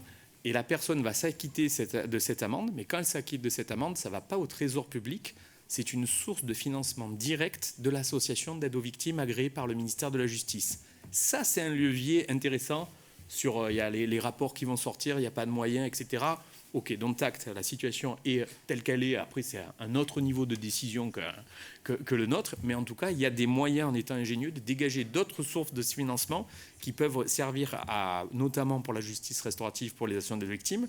Il y avait récemment un article par rapport à une association que j'ai eue au téléphone, une association Nord-Franche-Comté qui fait des rencontres détenus victimes, condamnés victimes, plusieurs sessions par an, alors que c'est des mesures compliquées à mettre en œuvre, qui impliquent de la coordination. Il y a peut-être une certaine stabilité des personnels, mais par-delà, le directeur de l'association expliquait qu'il avait obtenu 73 000 € via la contribution citoyenne. Ça vous semblera peut-être une somme dérisoire par rapport à d'autres entités, mais pour une association d'aide aux victimes, c'est énorme par rapport au budget qui leur sont octroyés. Désolé, je suis un peu long, mais sur la question des moyens, c'est quand même important. S'agissant des SPIP, de la direction pénitentiaire, tout à l'heure, Noémie a parlé de DSP. Donc, on avait parlé de SADJAV. DSP, c'est directeur des services pénitentiaires. Je vous traduis l'acronyme, ils sont un petit peu nombreux sur l'administration pénitentiaire. Et voilà, quels moyens on consacre, quelle organisation de service on retient par rapport à toutes les charges qui pèsent sur les personnels d'insertion et de probation. Et là encore, ça dépend des réalités locales, des moyens alloués, mais en tout cas, c'est sûr que plus il y a d'agents qui sont formés, plus on peut répartir les dossiers, puisque je ne crois pas que du côté de la pénitentiaire, il y ait une volonté de spécialiser des agents pour ce faire. Ils veulent des agents polyvalents qui fassent également de la justice restaurative. Effectivement, plus on a d'agents qu'on arrive à fidéliser, ça aussi, ça peut être un sujet pour l'administration pénitentiaire, plus après, on peut faire vivre la justice restaurative. Et dernière chose, je suis désolé, je suis beaucoup trop long, pour la protection judiciaire de la jeunesse, on voit quand même que par rapport à une politique assez volontariste, il commence à dégager quelques moyens spécifiques. L'autre fois, j'étais en contact avec M. Elborge du côté de Versailles, qui est quelqu'un de la protection judiciaire de la jeunesse et qui, par rapport à des choix de service, à des choix budgétaires, à des moyens spécifiques alloués, et plus particulièrement sur la justice restaurative. Donc voilà, pas de moyens, certes. Il faut déjà optimiser les existants. Après, il y aura peut-être d'autres décisions qui sont prises. Et en tout cas, il y a aussi des possibilités de trouver d'autres sources de financement, même si c'est la vraie difficulté pour le déploiement de cette justice restaurative. Il y a plein de questions encore et il ne reste plus de temps. Alors je vous propose que les deux dernières personnes qui ont un micro posent la question, les questions d'affilée et ensuite vous répondez. Allez-y au fond. Bonsoir. Bonsoir, je sais pas. Vous avez précisé au début de votre intervention que la justice restaurative venait en complément d'une procédure légale. Ma question c'est, est-ce que existe des formes de justice restaurative qui ont lieu sans qu'il y ait à côté une sorte de condamnation. Par exemple, je pense notamment à des cas d'agression sexuelle ou peut-être plus précisément d'inceste, où en fait, même s'il y a un tort qui est causé, on n'a pas forcément envie de dénoncer son agresseur. Mais tout à l'heure, vous parliez aussi d'accident de la route. Peut-être que ça peut mettre du temps à ce qu'on veuille en parler. Je ne sais pas si la personne s'enfuit et qu'elle veuille en parler après, mais qu'elle n'a pas spécifiquement envie de se retrouver en prison pour ça. Est-ce que ça existe? Et est-ce que vous pensez que ça pourrait déjà avoir du sens? Est-ce que ce serait faisable? Puis dernière question, puis comme ça on répond ensemble. Allez-y. Oui, moi j'avais une question sur, en partant un peu du film, parce qu'une des critiques qui a été faite au film, c'était que c'était une vision très améliorative de la justice restaurative. Et donc j'avais une question qui s'adresse plutôt à vous, madame, sur les risques peut-être, ou si vous avez eu connaissance d'échecs ou de limites, notamment dans les rencontres entre agresseurs et victimes, puisque quand même un des intérêts du procès pénal, même s'il a beaucoup de défauts, c'est de protéger aussi la victime, ne serait-ce que physiquement, mais aussi par tout le décorum du procès. Et du coup, je voulais savoir, voilà, de votre côté, quelles ont été les réflexions et qu'est-ce que vous mettez en place. Alors j'entends que vous avez une formation qui est très longue et qui est très complète, mais est-ce que vous avez des exemples et est-ce que vous avez évolué sur cette question de faire en sorte de surtout pas exposer les victimes à des procédures qui peuvent en fait empirer leur situation et leur souffrance plutôt que les aider à s'en sortir? Alors pour la première question, nous on travaille dans un cadre pénal. Donc il faut qu'il y ait une procédure pénale. En tout cas c'est comme ça que la lecture elle est faite de l'article 10-1. Ce qui signifie que nous à l'Institut on ne travaille pas sur le champ qu'on appelle nous extrajudiciaire, à savoir accompagner des mesures de justice restaurative alors qu'il n'y a pas de dépôt de plainte. En revanche, on sait très bien qu'il y a énormément de demandes et nous, on est destinataire très régulièrement de demandes de mettre en place des mesures de justice restaurative alors même qu'il n'y a pas de plainte et c'est quasiment à 100% sur des faits d'inceste ou de violences sexuelles.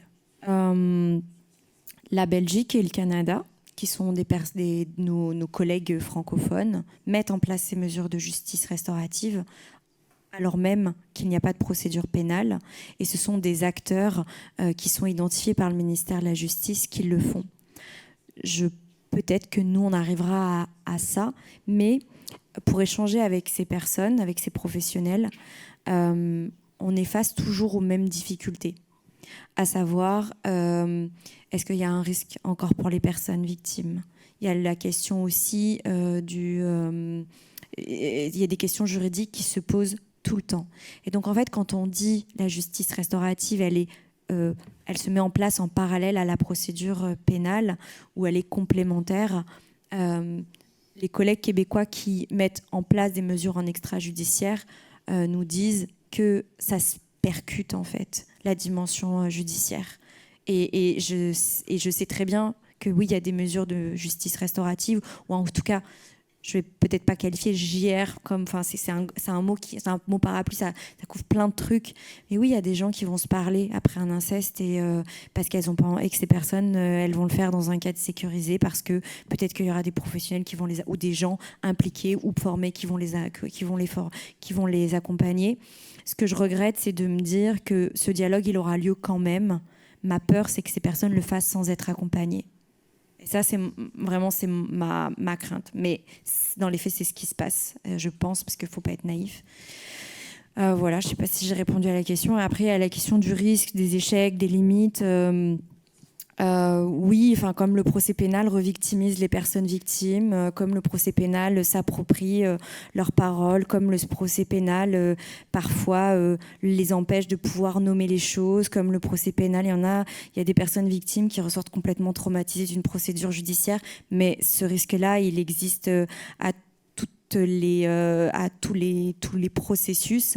Là, nous, on est... Et j'en parlais aussi pareil avec mes collègues québécois et belges qui disent de toute façon la justice restaurative, on est tellement surveillé, on n'a tellement pas le droit de mettre en place, c'est tellement parfois inconcevable de mettre la victime et l'auteur dans cet espace de dialogue que c'est pas du tout questionné quand c'est le procès qui le fait, alors que ça va avoir des répercussions parfois majeures dans la vie des personnes. Mais par contre, quand c'est nous et qu'on dit on prend toutes ces précautions là, des gens sont hyper formés, il y a un soutien psychologique, il y a de la préparation, on n'y va pas, etc. Voilà, donc ma critique là, elle est un peu de dire faisons aussi, par exemple, évaluons l'impact du procès pénal auprès des personnes victimes, et c'est fait parfois, et peut-être qu'on se rendra compte que c'est documenté dans les faits, que ça peut être traumatisant pour les personnes victimes, parce qu'on a des professionnels qui ont des mots qui sont malheureux mais qui sont hyper violents, quand en justice restaurative, en tout cas on essaye d'avoir des professionnels qui vont avoir une posture qui mettent au centre les personnes et pas le processus. Donc oui, il y en aura, et oui, il y en aura certainement eu. Oui, on essaye de faire en sorte d'éviter le plus possible que les gens sortent mal de ça, mais parfois ça répond pas à leurs attentes, et parfois aussi, s'il y a un danger, on n'y va pas. Mesdames, messieurs. Ça, c'est du timing. Vous avez vu, c'est quand même...